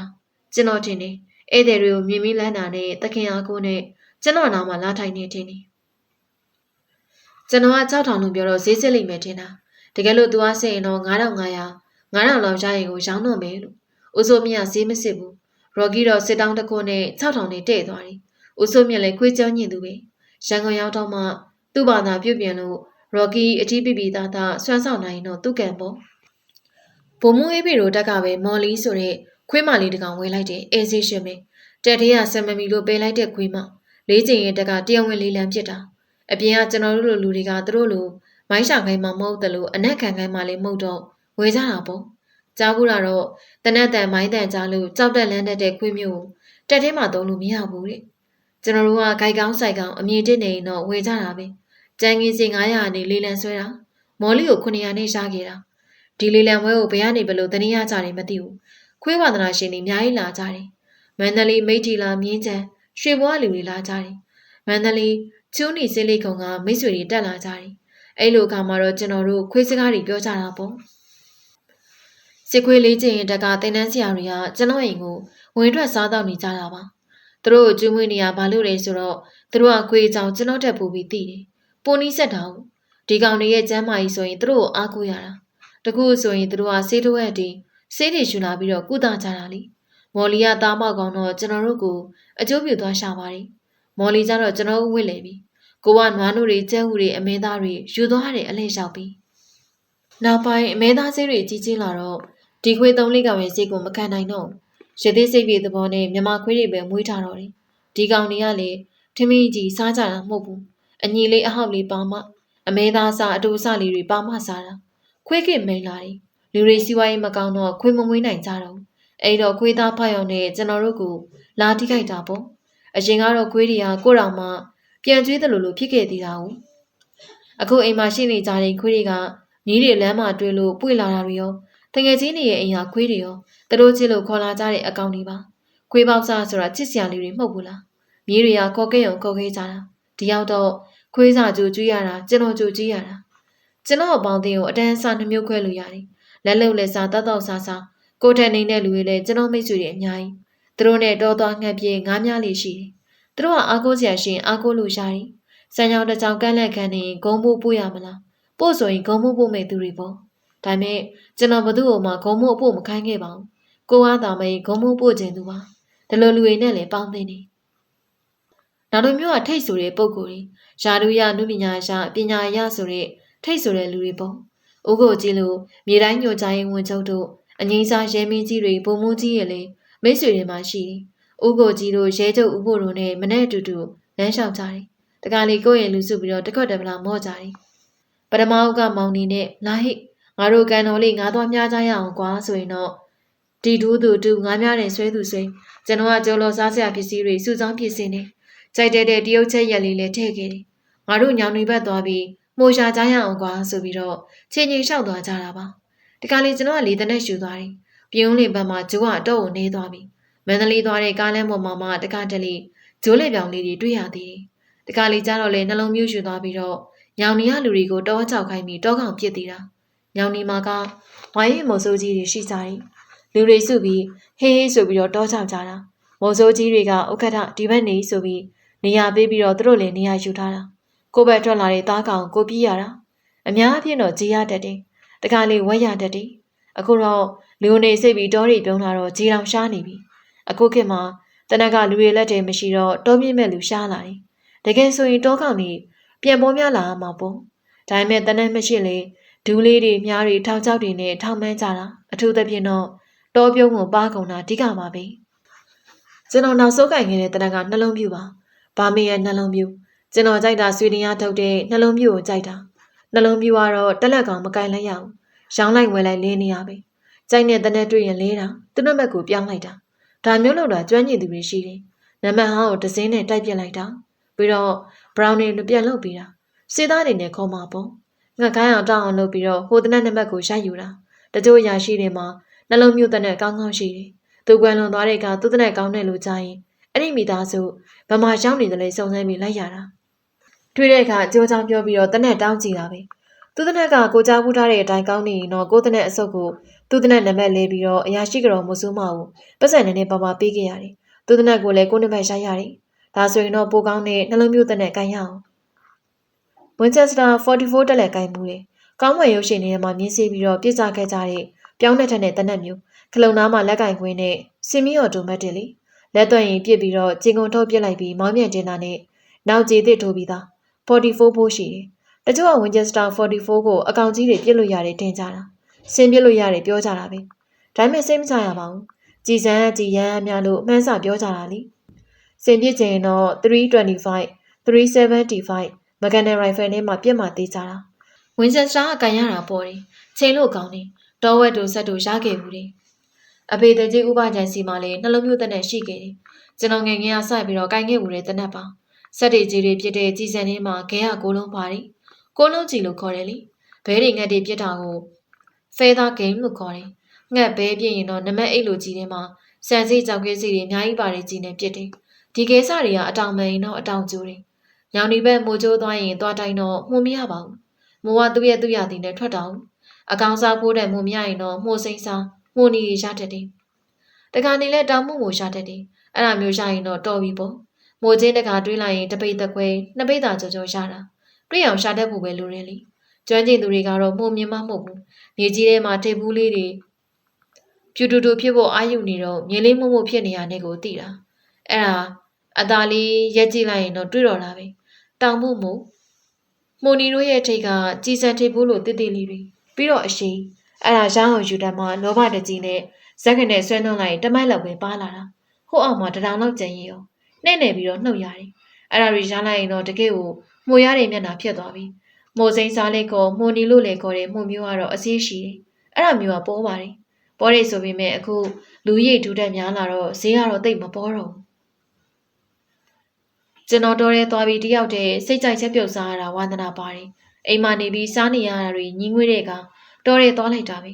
ဲခြေကားရှိတော့မှဆိုရင်ခီးသွားတဲ့ကြိမ်ချင်းလေးရှိတယ်ရေတံမှုခင်မှမဟုတ်ဘူးပန်းမလင်းမှာတောက်ရည်ဖြည်တယ်ပန်းမလင်းဆိုတာဖြော်ရည်ပလင်းကုန်မှာပလင်းရဲ့ကိုယ်ထဲမှာပန်းကတ်တွေပါလို့ပန်းမလင်းလို့ခေါ်တာချက်စီကအသားတို့ကြက်သွန်ဂျင်းငရုတ်စီတွေရှူအိုးခွက်တင်ပြီးကားနဲ့ထွက်တာပဲဘီယာလေးရန်လေးလည်းပါမှာပေါ့ပွဲကောင်းရှိတဲ့ကွန်ကန်တော်ကြီးလို့လူစီတဲ့နေရာမျိုးမသွားချင်ဘူးလူရှုပ်တယ်လူတွေကိုညီငွေလို့ထွက်လာတာလေ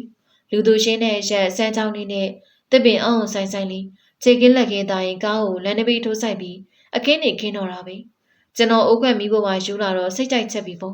့ငများတဲ့ပါရင်ငါးစတက်ပြီးမြားတယ်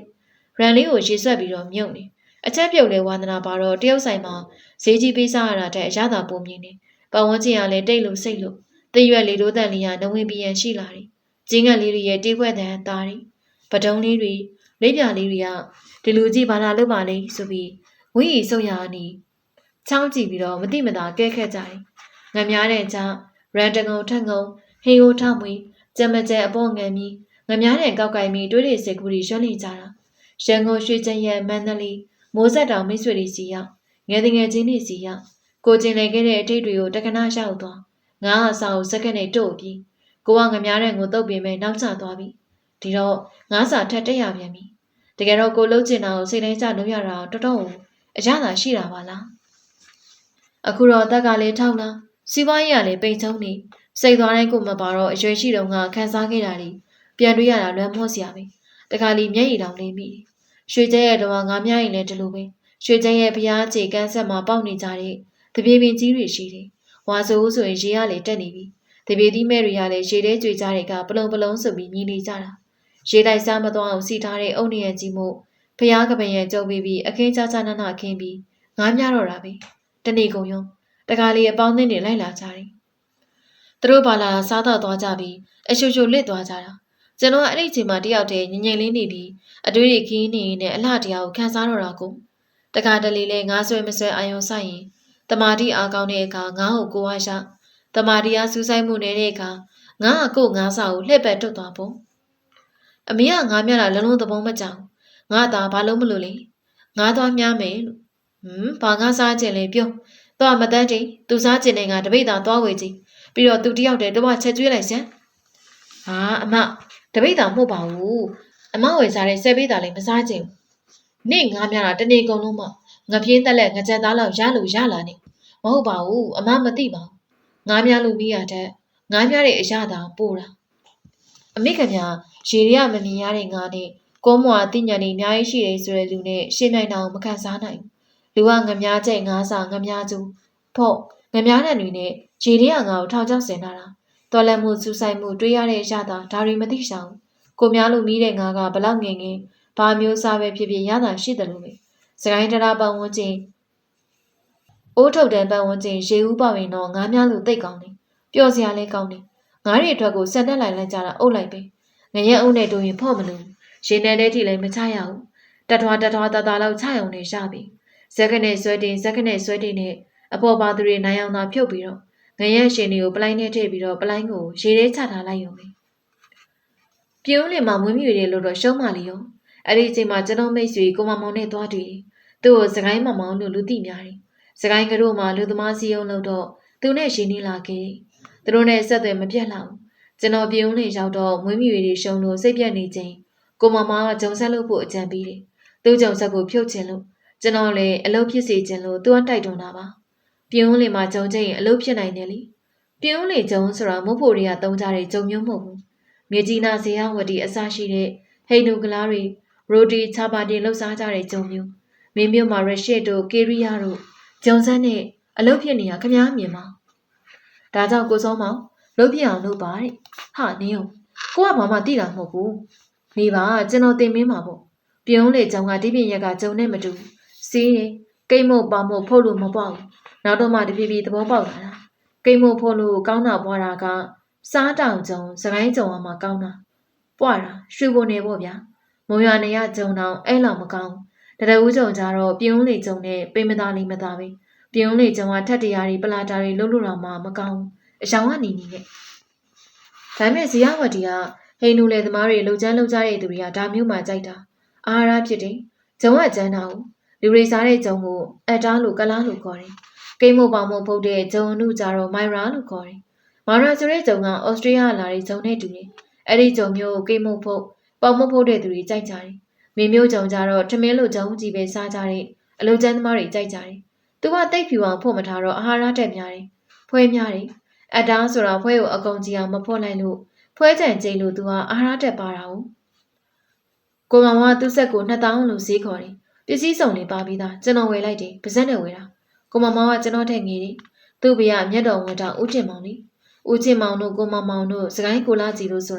ာဓပုံဆရာတွေပါပဲသူတို့စကိုင်းမှာနေကြတာကျွန်တော်ကရွှေကျက်ရက်မှာနေတယ်စကိုင်းတရားကြီးရင်မှရှိတဲ့တပြေတန်းခံတက်ကအဲ့ဒီတော့ကအခုလိုပြုပြင်ထိန်းသိမ်းထားတာမဟုတ်ဘူးစိတ်ချောင်းနွားချောင်းနဲ့နေအောင်ခြုံမုတ်တွေနဲ့မြတ်တော်ကြီးအဲ့ဒီတပြေတန်းခံတဲ့ထဲမှာဦးချစ်မောင်တို့ကိုမောင်တို့ကိုလာကြီးတို့ကဓပုံရိုက်ဘူးလေမိန်းကလေးတယောက်ခေါ်ပြီးဓပုံရိုက်ကြတာသူတို့ကဝင်းလိုက်ကိုကြုံဝင်းနဲ့ပတ်သက်ပြီးဓာတိုင်းဦးတန်းကိုတိကျမိတ်ဆွေဖြစ်ကြတာဦးချစ်မောင်တို့နဲ့ပတ်သက်ပြီးကျွန်တော်ကဓာတိုင်းဦးတန်းနဲ့ခင်မိရတာကျွန်တော်ကစကိုင်းမှာလည်းနေတဲ့သူဆိုတော့သူတို့နဲ့ပို့ပြီးတွဲမိတယ်တူနဲ့တူခင်မလေးစားကြတာကိုဓာတိုင်းဦးတန်းအရက်မတော့ဘူး စကိုင်းတောင်ရုံကဗရမ ्या စီတွေကိုတောသွားပြီးတော့ပရိစိတ်နေတတ်တယ်ည9 နာရီလောက်ကနေည12 နာရီနိုင်ပြန်တစ်ချက်လောက်တိစိတ်တယ်ဟာအဲ့ဒီအချိန်ကြီးထီလားဖြစ်ပါမလားကျွန်တော်ကတောင်ပီလာကြောင်မှာတင်ကန်းဝစ်ဘူးတော့လမ်းတွေတည်နေတယ်ကျွန်တော်ပါလိုက်ပါမယ်ဆိုတော့ကိုမောင်မောင်တို့ခေါ်ကြတယ်ဦးတန်းကသူ့ဘာသာပရိစိတ်နေရကျွန်တော်ကဒီဘက်စီမှာကိုပလင်းကိုဖွင့်တောက်ပြီးသူတို့နဲ့စကားဝိုင်းဖွဲ့နေတာဗရမ ्या စီတွေဘက်မှာနေကျန်းနေဆိုတာရှိတယ်ကျွန်တော်မမြင်ဘူးပါဘူးတရားလာတိုင်းပရိလာစိတ်တဲ့ကနောက်ဆက်ရှိတယ်ဗာမြင်ရတယ်ညာမြင်ရတယ်ပေါ့ဦးလေးတန်းကလည်းမြင်တယ်လို့တခါမှမပြောဘူးကိုမောင်မောင်တို့ကပြောကြတာကတော့ဦးလေးတန်းတမာရိချရဲ့လို့ပြောကြတာပဲတမတ်တဲ့အချိန်ထိညငိမ့်တိတ်စိတ်ပတိစိတ်တရားထိုင်နေတာပြီးတော့အချိန်စီးတဲ့ကသူကထပြန်ကြသူဆိုတော့မှကျွန်တော်ပြန်ခဲ့ကြတာအဲ့ဒီအချိန်တော့စကိုင်းတရားကိုကိုကူးချင်တဲ့အချိန်ကူးလို့ရတယ်ပြန်တော့ဦးလေးတန်းသူ့ဘောက်ဆွဲကွန်ကားလေးနဲ့တယောက်တည်းဘာသာမောင်းပြီးတော့ပြန်သွားတာပါပဲကျွန်တော်ပါစံနဲ့ဝင်လိုက်တဲ့ဂျုံဆက်မှာဂျုံဆက်စရာကိုမောင်မောင်ပါသူပြောတဲ့အတိုင်းကျွန်တော်ကိုဂျုံဆက်လုံငယ်အကြောင်းသင်ပြပြီးသူပစ္စည်းတွေကိုစကိုင်းကားရင်နဲ့ပို့လိုက်တယ်ဒီရောက်တော့ကြောက်တီရှက်ဖ်တီမူလီတွေအကုန်ချပြီးဆင်ကြတာမော်တာမပေါင်းမော်တာကဘာသာရှာဝေရတာမေးစရာပါလာတယ်ဆရာဦးတောင်းညူတဲ့စကိုင်းမကြီးစင်တင်းနေကလူတော်ပါသူကကိုမောင်မောင်ခေါ်လို့ပါလာတာသူကကိုမောင်မောင်ခေါ်တယ်လို့ကျွန်တော်ကိုလိုက်ခေါ်တယ်ဥက္ကဋ္ဌတဲ့ဥက္ကဋ္ဌဒါရီဘယ်မှာဆင်းရမှာတော့ဒါရီအသာထားခဲ့ကျွန်တော်အဆောင်အောင်စောင့်ရအောင်ပါဥက္ကဋ္ဌတိုင်နဲ့မိုးရီတာလှုပ်တာအောက်ကင်းမလုံးနဲ့အဆောင်အောင်အုံမြစ်ကိုခင်ဗျား2 ပေ 3 ပေလောက်လုံးမှာမဟုတ်လားတချို့ပစ္စည်းတွေထိုင်ရမယ့်နေရာကဖောင်ဒေးရှင်းက9 ပေ 6 ပေတိချရမှာဥက္ကဋ္ဌကျွန်တော်ကိုယ်တိုင်စိတ်နှဲကြလာလုပ်ပေးမယ်တဲ့တကယ်လဲသူကိုယ်တိုင်လာလုပ်ပေးတယ်ဂျုံဆက်တဲဖြစ်သွားတယ်လေမော်တော်ထိုင်တဲ့နေရာပရိုပယ်လာရှက်တန်း22 ပေရှိတယ်ရှက်တန်းထိုင်တဲ့နေရာလေး3 ခုမှာပေါ်ထိုင်စရာရှိတယ်အဲ့ဒီ4 ခုလည်းမှာမူလီတွေနဲ့ကြောက်ကိုထားရတယ်သူကိုယ်တိုင်ဖောင်ဒေးရှင်းချတယ်အထိုင်ကြီးကအတိုင်းတာတွေနဲ့ကိုကြောက်ဘက်ဘက်ကချမယ်ဆိုတာသူမှသိတော့စံသကအစ္စပယ်လာတစ်ခုလည်းထိတယ်အမောကျိတ်ဆက်လေးပါထိဆင်လိုက်တယ်ဒါကြောင့်ကျွန်တော်ကစမ်းသွက်လင်အမောကျိတ်ဆက်လို့နာမည်ပေးထားတာသူကဘယ်လောက်ထိအောင်လုပ်လဲဆိုရင်ဆက်အစအဆုံးလေဘက်လို့ရတဲ့ထိအောင်လုပ်ပေးတာတကယ်ကိုကျွမ်းကျင်သူပဲသူ့ကိုကျေးဇူးတင်ရတယ်ကျွန်တော်ကဘာမှသိတာမဟုတ်ဘူးဆက်စတီဂျုံစစ်ဝဲပြီးဂျုံမုတ်ပြအောင်လုပ်ပေးခဲ့တာသူပြင်းလေးမှာ4-5 လနေပြီးတော့လုပ်ပေးသွားတယ်ကျွန်တော်ကရွာတငယ်ချင်းတွေအတူတူစောင်းမော်တောက်ဖက်တည်းကအလုံးလုံးချင်သူတွေခေါ်ပြီးဂျုံဆက်ကိုလင်ခဲ့တာတောင်ငူအထိကျွန်တော်ဂျုံပိုးရတယ်နောက်ပိုင်းတော့စကိုင်းဂျုံကိုကြိတ်တောင်းစကိုင်းဂျုံကိုရွှေကြီးမုတ်တိုက်သွင်းနေရွှေကြီးကအဲ့တုန်းကမန္တလေးမပြောင်းသေးဘူးတဲတော့မှာပဲကျွန်တော်ကြီးရွှေဦးတောင်းတော်ခင်မရရွှေကြီးဦးဆွေနဲ့မိတ်ဆက်ပေးတာကြီးတော်ခင်မရဲ့ခင်မောကဦးညီပူတဲ့ဦးညီပူဒေါခင်မီတို့ရွှေဦးတောင်းဒေဆယ်မလုပ်ခင်ကြီးမြင့်နိုင်ကျောင်းချင်းလင်းမှာနော်မန်ကျောင်းရှိတယ်တော်ရာစီပါဝင်ဆိုင်စီက2 ယောက် 3 ယောက်အဲ့ဒီကျောင်းကထွက်ကြတာဒီနော်မန်ကျောင်းကဗန်နီကူလာဆရာဖြစ်တဲ့ private ကျောင်းမှာဦးညီပူကျောင်းထောင်နေဆိုတာတော်ရာစီရေးတဲ့စာရင်းမှာဖတ်ရတယ်ဦးညီပူကကျွန်တော်အဖေဘက်ကနှမရဲ့ခင်မောရွှေဦးတောင်းတဲ့ဇက်ကမဂဇင်းနောက်ကျောင်းပွန်ဒီမှာတော်တော်ကိုကြော်ညာခဲ့တယ်လေ။ဘာကြီးနဲ့ជីတို့ကသူတို့သားမောင်မောင်အေးကိုဂျမန်လွတ်ပြီးတော့အထည်လေးလုပ်ငန်းလေးလာမှုလှုပ်ခဲ့တယ်။ရွှေဦးတောင်းတော်ခင်မင်းနဲ့ရွှေကြီးဦးဆွေတို့နဲ့ရင်းနှီးကြတယ်။မောင်ဆွေငါတူလေးမောင်ဆုံးမောင်ဂျုံဆက်လုပ်နေတာမင်းသူစီကဂျုံယူသုံးလိုက်အောင်နဲ့။ဦးဆွေကမိုးကျွတ်လုပ်ငန်းလုပ်နေတာအရှင်ရစာပြုတ်နေပြီ။နာမည်လဲထွက်နေပြီ။သူတို့မှလည်းအရင်ကဂျုံဖို့နေကြတဲ့ဖောက်တယ်လည်းရှိမှာပါ။ကျွန်တော်ကရွှေကြီးသတော်မှရှိတော့ကလည်းဂျုံဖို့ရတယ်။မန္တလေးပြောင်းလာတော့လေကျွန်တော်ဆက်ပို့ရတယ်။ကျွန်တော်မှဂျုံပိုးတဲ့ဘေးကိုင်းရှိတယ်။လူစည်းစိန်ငံကားကြီးပဲ။ဒါပေမဲ့ဂျုံပိုးကတီးတဲ့မရှိတော့ဘဲလ်အေကာကြီးထဲမှာဂျုံအိတ်ဆက်တဲ့လောက်တင်ပြီးပို့ရတာ။အမေရိကန်တန်ရုံးကြကားကြီးလေ။အဲ့ဒီကားလေးကလည်းကြီးတော်ခင်မရဝယ်ပေးထားတာ။တနေ့တော့ဒေါ်တန်းခွေကဦးဆုံးပါပြီ။ကျမတိုင်ပင်ချင်တာလေးတစ်ခုရှိလို့လာပါအောင်ဆိုပြီးတော့ရုံငက်လိုခန်းတစ်ခုလေးခေါ်သွားတယ်။ဒါလိုလို့ပါ။ရှင့်ကြောင်ကိုလည်းကျမသုံးမယ်။တခုကျမပြောမယ်။ရှင်မလောက်ထုတ်တယ်လေ။ကျွန်တော်ဂျုံစစ်အချိန်တရာမှာဂျုံမုံပိတ်တာ80ထုံနေတာ80ဆိုတာပုံမှန်မှန်တမ်းရောင်းနှန်းဂျုံမုံပါကျမပထမသားလိုချင်နေတဲ့ပထမသားဆိုတာဂျုံကိုကြောက်ကချချချင်းပြီးမှဇကာချပေးရမှာရှင်မလောက်ကြတယ်လေပြောအဲ့ဒါအားလုံးကျမဝယ်မယ်ဒါပေမဲ့အဲ့လိုဂျုံမုံမျိုးကြိတ်တယ်ဆိုတာလူမသိစေနဲ့ဒီပြည့်လူတွေကိုလည်းဒီဂျုံမျိုးမရောင်းမှနေတဲ့ဒေါ်တန်းွယ်လိုချင်တော့အကောင်စားတကယ်စပယ်ရှယ်သူပထမသားယူလို့ကျွန်တော်မှဂျုံရှစ်ပိတ်တာမှရှယ်6ပိတ်တာသူ့ကိုပေးပြီး2 ပိတ်တာရော့သွားတယ်ဒါပေမဲ့ကျွန်တော်အကျန်းထဲမှာရောလို့ရတယ်သူ့စီကပေါက်စည်းတဲ့ပုံမြင့်တဲ့စီးရတယ်ကျွန်တော်ဖို့မနစ်နာဘူးမြက်ပိုင်းချက်ကိုပြောင်းလာကြပြီးမှတလို့ပြောတာကျွန်တော်တော်တော်အလုပ်ဖြစ်လိုက်သေးတယ်ဒေါ်တန်းခွေရဲ့ကျေးဇူးပေါ်လီ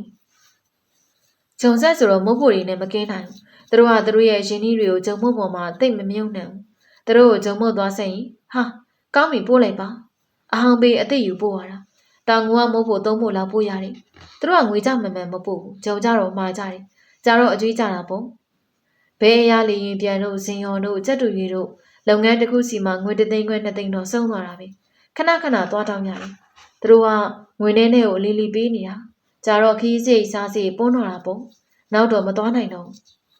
ကျွန်တော်တွေလူဖြစ်လာတာဆိုမဟုတ်ဘူးဂျုံဆက်ပိုင်ရှင်တိုင်းမဟုတ်ဖို့တမကြီးလှုပ်လှုပ်ကြတာပဲအစင်လာကြီးကိုဖြစ်လို့နောက်ကမှမုံတိုက်ကကိုကင်မောင်တန်းတငယ်ချင်းမှာသူ့စီလဲကျွန်တော်ဂျုံပို့ရတယ်သူပရမထုတ်လုပ်တာကမိုးကြိုအပားလေးတွေချိန်ဝင်တဲ့ချိန်ရောက်လာအခုနေကြတဲ့တိုက်အစ်မှုတ်သေးဘူးအဲ့တုန်းက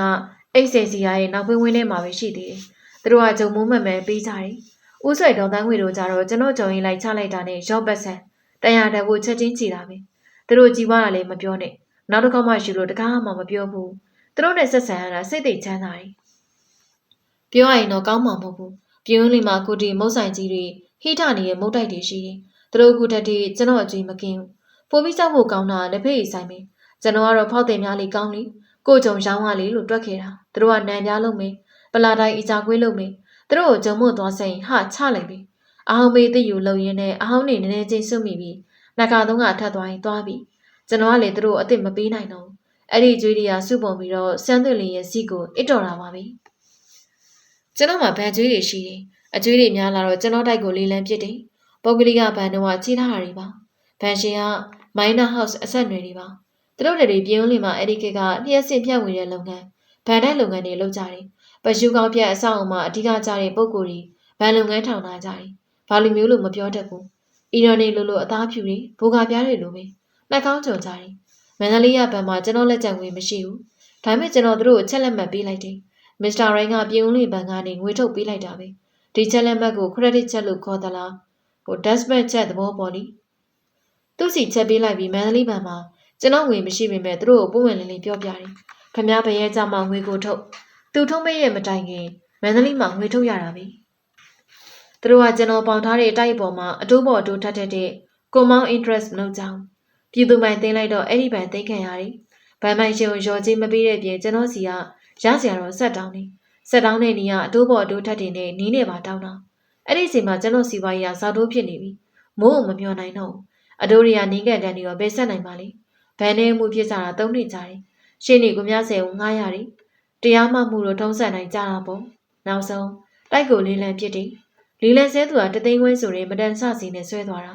ာဒီလေးလံပြအောင်ကျွန်တော်လိုက်ပြတယ်အဲ့တော့ကိုမြကြီးကတရားသူကြီးအဖွဲ့ထဲမှာပါနေပြီ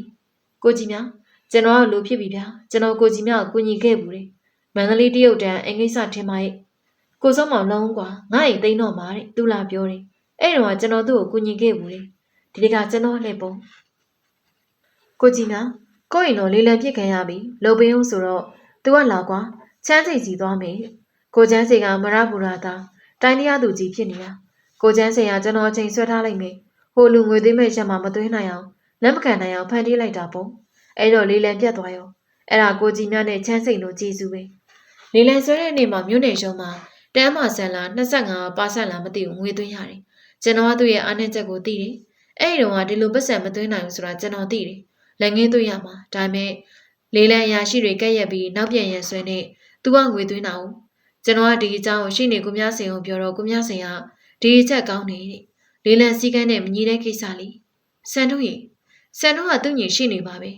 ကိုဆုံးမအမှုကိုဒီလိုရှိကန့်ကွက်ကွာတဲ့တကယ်တော့ဒီကြံကြံတွေကချမ်းစင်ရပြီးတာပါအားနဲ့ချက်ပြက်ကွက်တွေကိုဘလို့ကန်ရမယ်ဆိုတော့သူသိတာပေါ့ကျွန်တော်အိမ်မှာလက်ရှိငားနေတဲ့ဒရော်လက်တွဲဆိုတဲ့သူကလီလံဆွဲတာသူကလည်းမဟုတ်ပါဘူးသွေးမာရဲ့လူလျှောက်နေတယ်အဲ့ဒါကြီးကရက်တွေရှည်သွားပြီးစစ်ဆေးလိုက်တော့သူမသွင်းတာထင်ရှားသွားတယ်လီလံလည်းပြတ်သွားတယ်အချိန်ကတော့ကိုကြီးများကိုကျွန်တော်ထိမကြည့်ပါဘူးအရက်လာတော့မယ်လိုအပ်ရင်ကားငါစီးမယ်ဓာတ်စီပါထည့်ပေးလိုက်ရသေးတာပတ်စံယူသုံးနေလူချင်းခင်မင်မဲခန့်အောင်နဲ့ဆက်ဆံခဲ့ကြတာဒီလိုနေရတော့အတုံးတဲ့သွားတာပဲဘဝဆိုတာဒါမျိုးရလည်းရှိရလေအိမ်ရောက်ဖို့ဆက်တယ်အခုဝင်လိုက်တဲ့လူပါဒီလိုရှုပ်ကြီးရှိရင်တော်တော်လူကမိုးရခြင်းမလားဒါမဲ့ဒီလူကလက်မြင်နေအိမ်ကုန်ဝင်ထွက်နေရင်ဝယ်ခြင်းလို့နှက်နေနေတာကျွန်တော်မိသားစုကိုပြောပါတယ်နင်တို့ဘာမှစိတ်မညစ်နဲ့အမေတော့ကျွန်တော်ကစိတ်ညစ်နေတာဒီလိုလေးလံပြတ်သွားတော့ဒုတိယအကြိမ်လေးလံလာနိုင်သေးတယ် အဲ့ဒီခါမှာရန်ကုန်တစ်တုံလုံးရောဘာဆက်ယုံကဦးမြောင်ဝင်းကသူ့ဝယ်မယ်လို့ကန်လန်းလို့9 သိန်းခွဲနဲ့ကြီးတဲ့ကြတာဂျုံဆက်တို့ပါဝါမီတာတို့မပါဘူးအဆောင်အောင်တင်မောင်အတွင်းပစ္စည်းတွေနဲ့ပြိဘောကားတွေကျွန်တော်ဘာသာဖြုတ်ယူသွားရုံပဲအိမ်ရောက်ငွေကဗန်မာတင်နေရဲ့ကျွေး3 သိန်း8 တောင်ဆက်လိုက်ရတယ်ပိုတဲ့ငွေတော့ကျွန်တော်3ရတယ်ဒါပေမဲ့တိတ်နေနေပြီအဲ့ဒီမှာပွဲစားအကြံပေးတယ်ပါဝါမီတာအဖိုးတန်နေသူ့စီကပါဝါမီတာရအောင်ယူဆိုတော့အိမ်ဝဲသူကပါဝါမီတာကျွန်တော်ပေးပါလို့ပြောလာတယ်ခင်ဗျားနဲ့ရောင်းဝယ်စကားပြောကြတော့ကပါဝါမီတာမပါဘူးအဲ့တော့မပေးနိုင်ဘူးဒီပစ္စည်းတွေနောက်ပေးရွှေ့ပြီးဂျုံဆက်ပြန်လေရအောင်ပါအဲ့ဒီကပါဝါမီတာလို့မေးအဲ့တုန်းကပါဝါမီတာတော်တော်တန်ကြီးရှိနေပြီဒါလို့ဆိုရင်ခင်ဗျားနဲ့ကျွန်တော်နဲ့ရောင်းဝယ်တော့ပြတ်တော့မှာပဲတဲ့ဒါကတသက်မဲ့ညစ်ပတ်တာဒေါသတိတ်ဖြစ်တာပေါ့ကျွန်တော်သမီးနဲ့မြီးတွေကိုတိုင်ပင်ရတယ်အဲ့လိုရောင်းဝယ်ပြီးကနေမှပြတ်တယ်ဆိုရင်ဘာဘူးရဲ့ဒီပြင်လူဝယ်တော့မှာမဟုတ်ဘူးဒီလူမို့မိုက်ကန်ကန်နဲ့အရှုံရရှိနေတဲ့အိမ်ကိုဝယ်တာနောက်တော့ကျမတို့ဖြစ်တယ်လို့လောက်ကင်စားကြတာပေါ့ပေးလိုက်ပါတဲ့တလားလောက်ကြာတဲ့ဒီစင်စားတွေအဖြစ်မထွက်ဘူးနောက်ဆုံးတော့ပါဝါမီတာသူ့ကိုပေးလိုက်ရတယ်အဲ့ဒီကာလကျွန်တော်တသက်နဲ့တကူစိတ်ညစ်ဆုံးကာလတွေဖြစ်မှာပဲစီဝါရေးအခြေအနေကလည်းမကောင်းကျွေးတွေကကြည်အောင်မဆက်နိုင်လေလံပြစ်တာတွေကလာအောင်မှာနောက်ဆုံးတော့အာမတန်လူမန်းလျှော့လိုက်ရတယ်ပါဝါမီတာပေးလိုက်ရတယ်အဲ့တော့ဂျုံဆဲကျန်တာတွေကတန်တူမဲနာဖြစ်ကုန်တာပေါ့ရောင်းတော့စားရပါတယ်လုပ်ငန်းတစ်ခုပြတ်သွားတယ်ကျွန်တော်ကဆန်ရွေးတကြီးအဘဦးအောင်ကြီးရဲ့မြီးကြက်တရီဆောင်ရွှေစလဲရမင်းရွှေကျဲရဲ့တကြီးဥပကျဲရဲ့ဒူရဲတော်သားအဖေက64ရွာတကြီးပါအဘတော်ရှိနန်းတော်တွေကနန်းစီရတနာတွေရလိုက်သလားမရလိုက်ဘူးလားမသိပေမဲ့ကျွန်တော်ဘွားမပူမပင်နေခဲ့ဖြတ်တန်ခဲ့ရတယ်ရွှေလီမဲနဲ့အချင်းမစီခဲ့ရရွှေစုံကိုက်ဝင်ခဲ့တာမဟုတ်ပေမဲ့ကျွန်တော်ရဲ့ကျွန်တော်ဆက်မှာတော့လာလာဘာဘာအချိုးကြကြကနိုင်ခဲ့တယ်အထက်မြန်မာပြည်မော်တော်ယာဉ်တမဝါရဲမှာတင်မှာဒုတိယဥက္ကဋ္ဌလုပ်ခဲ့ရကကျွန်တော်ပါလီမန်ခေတ်မှာတင်းဝင်ဖြစ်ခဲ့ဘူးတယ်ပါလီမန်တင်းဝင်ဖြစ်ခဲ့ဘူးတာတော့လူမသိသူမသိခဏဖြစ်ခဲ့ဘူးတာ1962ခုဗိုလ်ချုပ်နေဝင်အာနာသိန်းကနေလာပိုင်းလောက်လူမှာတာဝန်ယူခဲ့ရတာပါတချို့ပုဂ္ဂိုလ်တွေဆိုရင်အာနာသိန်းသွားလို့ကွာနှုံးမရင်တော့နောက်တစ်ချိန်ဆိုငါဝင်ကြီးဖြစ်ချိန်ဖြစ်နေမှာဆိုတဲ့စိတ်ဝင်ခြင်းဝင်မှာကျွန်တော်ကတော့အဲ့လိုစိတ်မဝင်မန္တလေးပြည်ဝင်လေးမှာကားတယ်လေးစီးခဲ့ဘူးပြီးနှလုံးမျိုးတန်းနဲ့အဲဆေးရှင်ခွေးသားဖောက်ရောင်းစားခဲ့သူတူပဲကျွန်တော်ဘဝမှာအောင်မြင်မှုတရက်ဖို့စားပြီးစေးသက်ကြရအယုတ်ထင်ခဲ့တာတွေခြာလုံးမျိုးခါချိတ်စီဂရက်50ဝင်တန်မှုလိုက်ခွင့်တောက်ခဲ့တာကြည်ရလဲတကြည်ပြီးတကြည်စောက်ခဲ့တယ်ကားလေးထဲလေးစီးခဲ့တယ်ငငယ်ကရွှေတီးစောင်းခဲ့တာကိုပြန်လန်းနေရမဟုတ်ပါဘူးစီဝါပြက်ပြီးကြာဆုံးပြီးရှုံးနေပြီဆိုတော့ဘာလို့ဆုံးရှုံးမှုရည်နဲ့ကြီးဇက်ထိုက်ကြုံရတယ်အကြောင်းမသိတော့ကိုပေါက်တဲ့သိစီချောင်းတော်မှာဝင်မှတ်ပြီးလက်ကုန်ပြီးတဲ့ဘဝကြာဆုံးမှုတွေကိုကိုဆွမ်းရှိသလောက်ညံဆွမ်းရှိသလောက်လိုက်ဖက်စေတာပဲတရားရစရာတိတ်ကောင်းနေမိုးကြိုးပြရထမ်းလက်ကားလိုဖြစ်နေတာငွေမြောင်းငွေနဲ့လိုက်ဆိုပေမဲ့အချိန်နဲ့ဟုံမျောတော့ဘလို့မှလိုက်မမီဘူးပြင်းဦးလေချောက်တော့ကျွန်တော်စီဝါရေးကြာစင်းတဲ့ကြာစင်းလာပြီရှိရောတစားမရှိတော့ဝမ်းစားတဲ့တပြည့်ရောင်းချရင်နဲ့ထုတ်ခွင့်ရင်နောက်ဆုံးတော့ဖခင်တကြီးဥပကျန်ရဲ့ဂုံတူးဆောင်စုတဲ့စိတ်တွေအထိမ့်မဲ့ပစ္စည်းတွေချက်ပြုတ်စားရတော့တာပေါ့ငွေကိုရင်ငွေတောင်းငွေဖလားငွေကြီးတော့တွေစုံလို့ပဲအဲ့တုန်းကရှေးအောင်ပစ္စည်းစီကဒီနေ့လောက်စီးမကောင်းသေးဘူးအပြင်ပန်းမြင်တော့ဦးစောမောင်တိုက်နေကြတဲ့တတိလိုမြင်ကြမှာပဲရွှေချောင်းပြောင်ပြောင်ဝမ်းကောင်ကောင်ဖြစ်နေတာလုံးမသိကြဘူးဒါတွေရောင်းရမယ့်အချိန်တွေကိုရောက်နေမှာတော့မိမကလည်းတိုက်တွန်းနေအဖေစုတဲ့စိတ်ဂုံမြူမတိုင်နေဆိုတော့မမျက်နှာပဲဘယ်နေပါမလဲညံနိုးတာပေါ့နှမျောမိတာအလုံးပဲဒါပေမဲ့ဒါတွေကိုမျက်နှာတွေ့တာနေဖို့ဝမ်းမိုက်ကခွင့်မပြုအဖေထားခဲ့တဲ့ပိုးတန်ပစ္စည်းတွေနဲ့ကျွန်တော်အဆိုင်ရရှင်ခွဲခွဲပြလိုက်တယ်ကျွန်တော်ငယ်ငယ်ကနေထိုင်ကြီးမြင်ခဲ့ရတဲ့ရွှေကျဲရဲ့ရွာကိုခဏသတိရမိလွမ်းမိတယ်အဲ့ဒီမှာကျွန်တော်မိဘဆွေမျိုးတွေကောင်းချခဲ့ကြတာမဟုတ်လားငယ်ပေါင်းတွေတငယ်ချင်းတွေရဲဘော်တွေချစ်ချစ်ခင်ခင်ပျော်ပျော်ရွှင်ရွှင်အတူနေခဲ့ရတဲ့ဇာတိမြေရွှေကျဲရဲ့ဘယ်မေ့နိုင်မှမလဲရွှေကျဲရဲ့ရွာလေးကဝါစုဝါကောင်ရေပေါင်းမှာရွာရင်းမှာရေရီပြည့်ရှံနေရပုံစောင်းပေါမှာတော့ရေရီတပြည့်ပြည့်ရောက်နေသွားလိုက်တာလွေစားတော့ကုန်းခေါင်ဖြစ်သွားပြီကျွန်တော်ဘွားကလည်းရွှေကျဲရက်ကိုဝင်နေမြည်ရည်နဲ့စင်စင်တူသလားလို့တွေးမိတယ်ရွှေကျဲရက်ဝင်နေမြည်ရည်ကနှိမ့်စင်မမှန်ဝင်တတ်တာဖြစ်ပြီးကျွန်တော်ဘွားတော့ပိန်မီပြားပြီဆိုရင်ပြားချက်နေအောင်ပိန်နေတော့တာကျွန်တော်ကိုအသက်80ရှိနေပြီမြည်ရည်လိုနောင်နေဝါဆိုဝါကောင်နေမျှော်လို့မရဘူးပြန်ပေါင်းလာကိုလမ်းမမြင်ဘူးတေမပဲဖောင်းတော့မှာနေမကောင်းလို့မှဆေးဝယ်မတော့နိုင်တော့ဘူးဒါပေမဲ့ဘဝကိုလက်မြောက်ပြီးတော့အရှုံးမပေးဘူးဖြစ်ခဲ့သည်များကြုံနေသည်များ